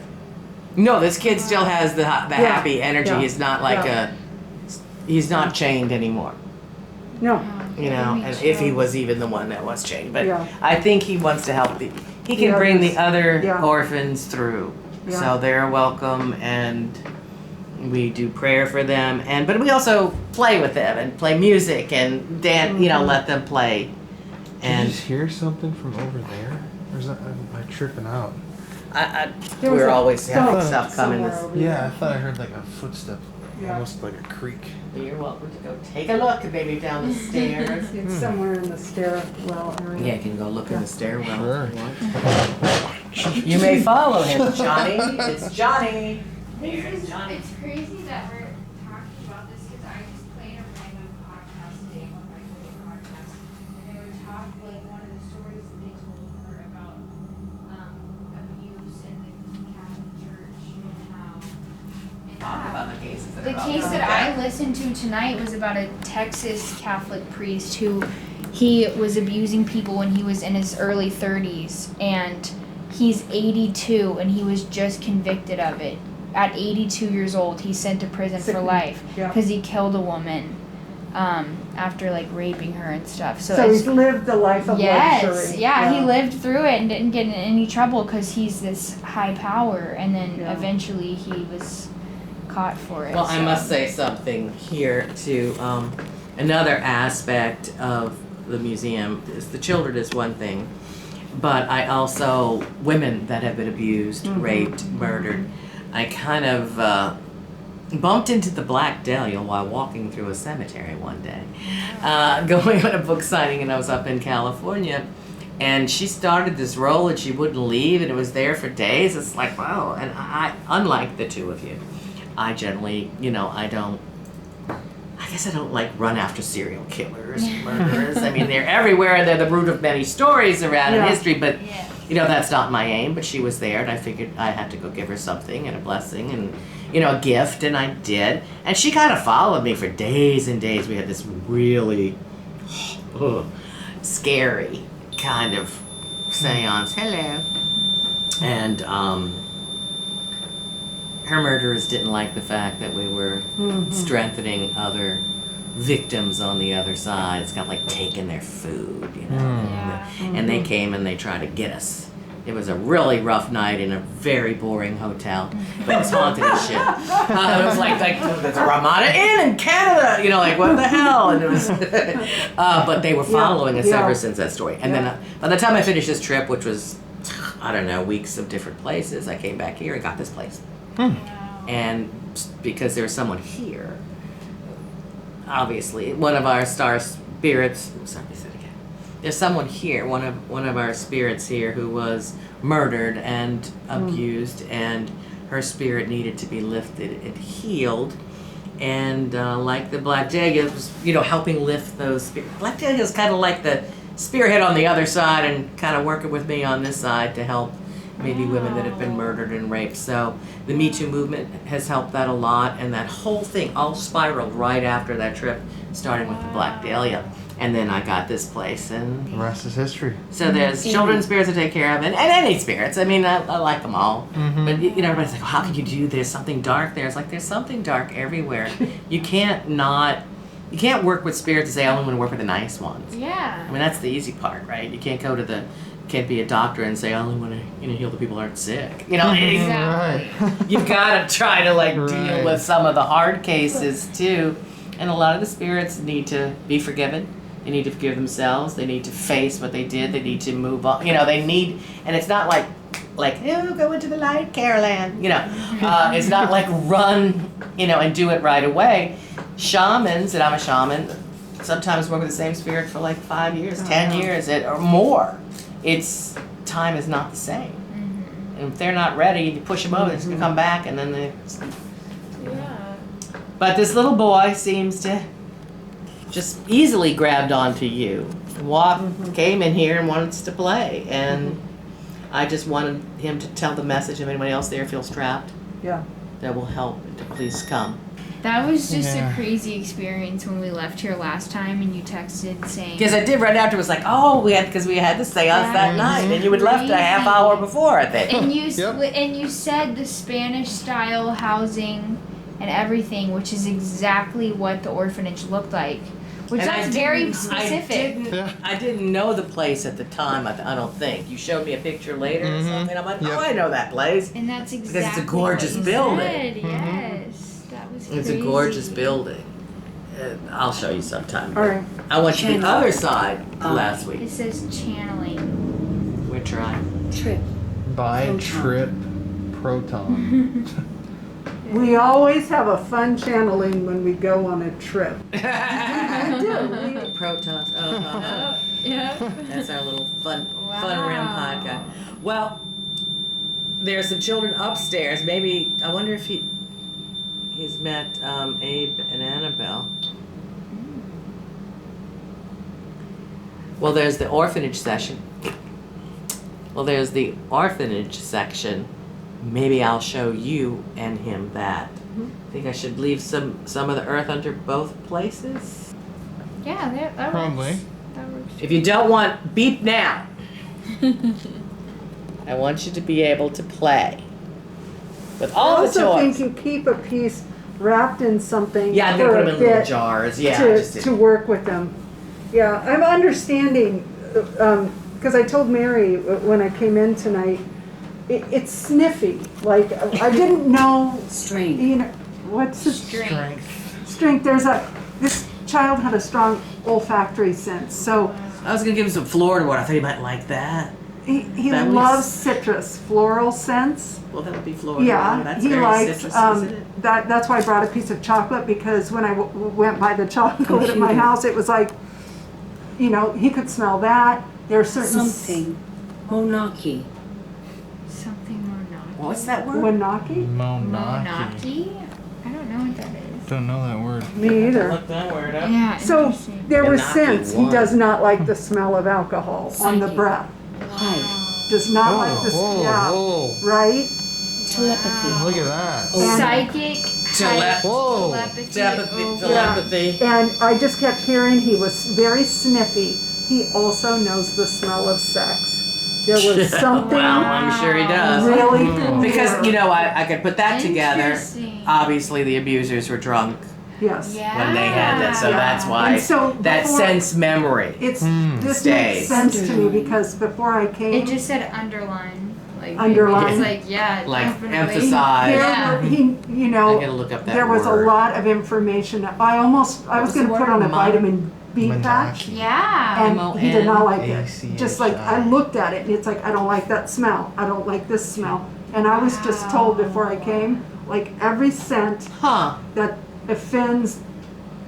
I just kept hearing he's very sniffy, so. To sex, alcohol, which is probably exactly what he was abused. He knows the smell of the nether regions. Wow, that's crazy. Sad. Yeah. It's the Native American Indian language of the Numic group of the Utu. Aztecian languages, the ancestral language of the Mono people. So he's part Native American too. It's a mix, which is very common around here. Everybody's mixed. Well, and that's what I was wondering too when you were talking about that. Maybe this one got pushed to the bottom because we're having such an activation of the children, the Native Americans. Communism? Congruism. Oh, Congruism? It's congruent. It's congruent. There's so much information on the Native Americans and what they did to them in It's like the two orphanages. languages it said.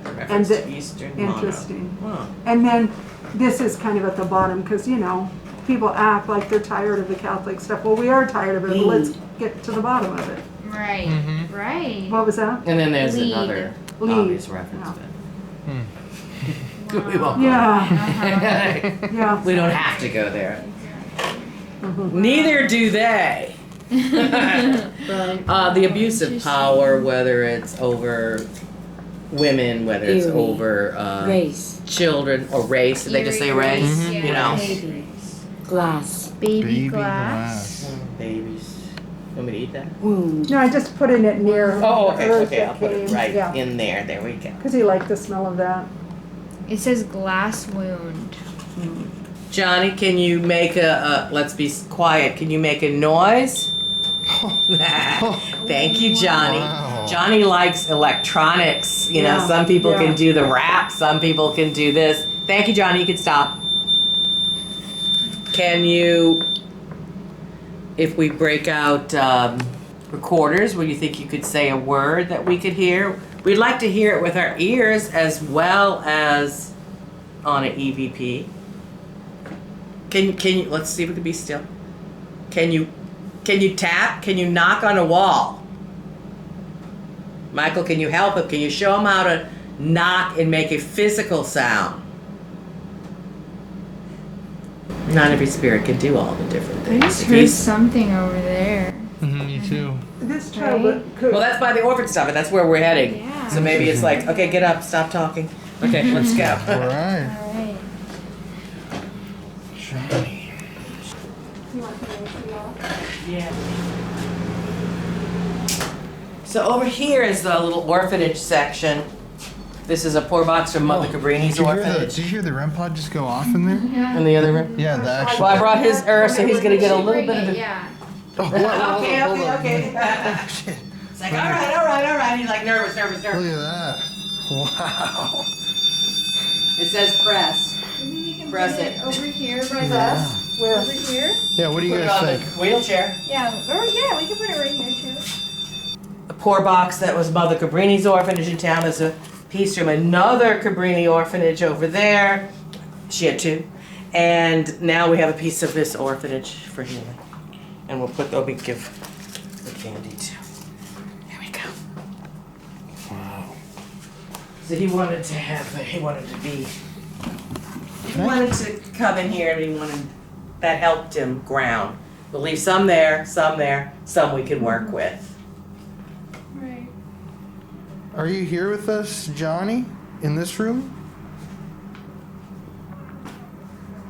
Maybe What was that? The people outside. Oh, you like electronics? I could turn this on for a minute. This is some of our equipment. Now, what in the world is this? It's Ghostbox. The Poltercom.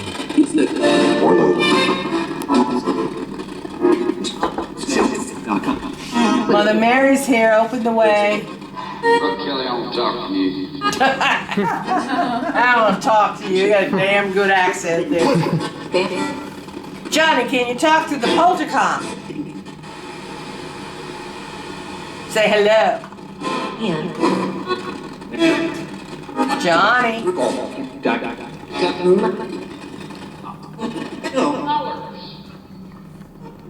Oh, too low, too high, too low.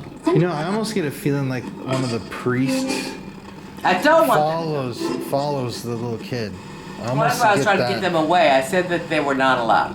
He's got the good protector on his own, but no. What the thing is, and with the women, that some of them are still captive even after death.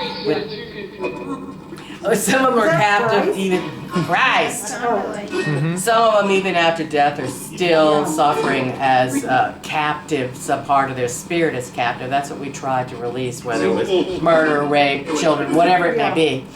So, kind of like can still be in that mode on the other side, you know, then that needs to be released and healed and cleansed. Let me give him some Florida water if he likes. Rape. I heard it. I definitely heard rape. I'm sorry that you had pain. The chair? I'm sorry that you felt, I hope you never felt any of it was your fault. If you were ever told that, they lied. Ed. Didn't it say Ed? What was Ed? Ed was from before. Ed was on the It was on the audio. Oh, okay. Did it come up again? Wanted. You know, it's interesting. They actually released a list of the priests who were the abusers and their names a couple years ago, like a year and a half. It'd be interesting to look up their names after this. If Ed is one of them, that'd be very compelling. God is powerful and strong, and don't let anyone of power try to misuse you. You see, they twist those they words. do. Yeah, Damn, God you is know? powerful and strong. I don't like.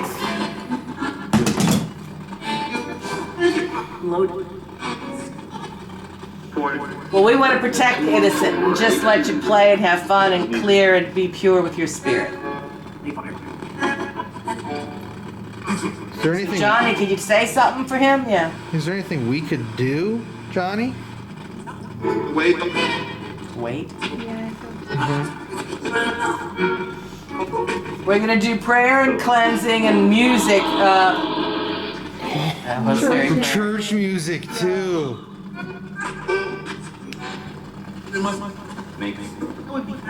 It's like pray for divine justice to be We have even on the spirits other that side. there's many spirits for justice on the other side that we have in voodoo, and which is very mixed in this town with Catholicism, voodoo, paranormal. But we'll light the candles and we'll have his name and we'll use that earth and put it up on the healing altar. So, you know. This thing is interesting. I like this device. Got a few of them. Any words there before we go, Johnny? Because they want to go eat. You like your chocolate, Johnny? That Andy gave you? Sounded like good. Twice. I like chocolate too. I hope you like some of the toys to play with. And you're always safe here. None of your abusers are allowed in. Many adults here will kick their ass.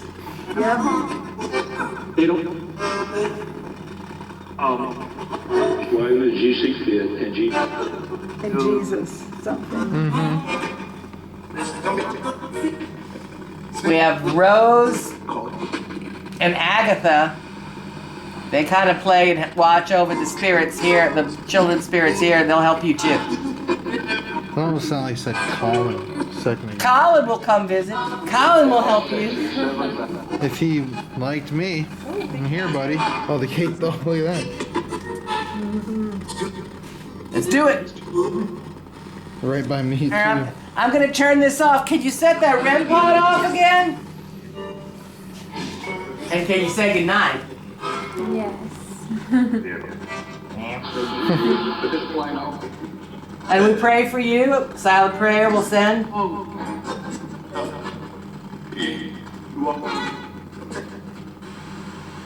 Amen. Good night. Oh, It's at night. wow. All right. Well, Bloody Mary, thank you for having us out tonight. Thank you for stopping by again. And, you know, I do work with a lot of children's spirits, so we hope to help Johnny and his friends on their journey on the other side. You know, it's not all fun out there. It's not all murder either, but there's lots of things that we can do. And we try to keep and record all that here at the Haunted Museum and Voodoo Shop. I was going to say, if people want to come see you, what can they come do? Oh, well, you could do, I'm on TikTok, Bloody Mary Nola. Nola is New Orleans, Louisiana, N-O-L-A. So Bloody Mary Nola. I'm Bloody Mary New Orleans on YouTube, and Bloody Mary Nola also on Instagram. And come to Nola, darn it. Just wear your mask, which I'm not right now. Wear your mask and get your vax, and I don't know what else to say. We got to get through all of this and transform, and hopefully all we can do is hope that it's going to be all better at the end. And come here. This museum is amazing. Take my tours. We do museum tours by day, ghost hunts by night, usually 7 nights a week, cemetery tours, crime tours, yes, haunted pub tours, all of it. I've been doing this stuff, God, it's pushing 30 years for this, but that's crazy. But do it professionally. Mm-hmm. And I've done the ghost stuff and things my entire life since I was a little kid. They started it, they woke me up. I was minding my own damn business. And I want to end it on this. The last time we were here, what did we buy? Oh, I suggested that you got a raccoon penis bone, and I noticed not long after that you asked her to marry you. That's Look at that. So yes, we have raccoon penis bones. We have snake bones. We have cat bones. We have bones and baubles, oddities. But we also have a whole bunch of voodoo spell candles that I make myself, herbs, dolls. I've been teaching people how to make voodoo dolls for 30 years. Wow. And my grandma made voodoo dolls. Amazing. Really? It's not about the pin in the chest and make you hurt to make you squeal. It's about love. It's about money. It's about protection. A lot of people come here for protection.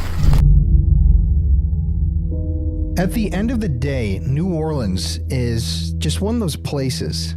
It's a place that calls your name. It's a place that begs one to visit. So if you're ever in the South, I highly recommend that you do. It's magical in its own dark, twisted way. The history itself is so interesting that you could spend days on tours learning all the stories, the sordid history of the city. But it really does come alive at night.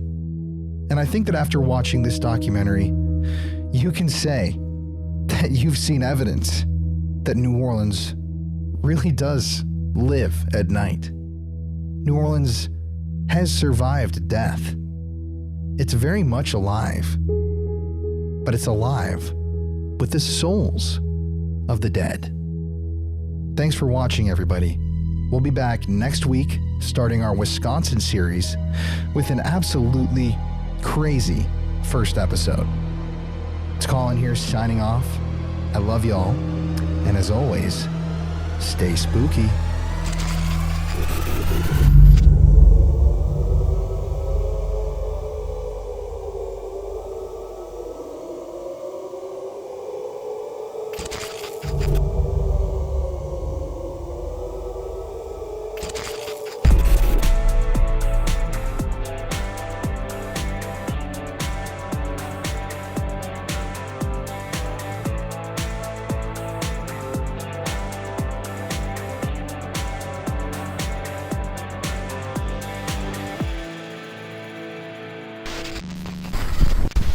Hello.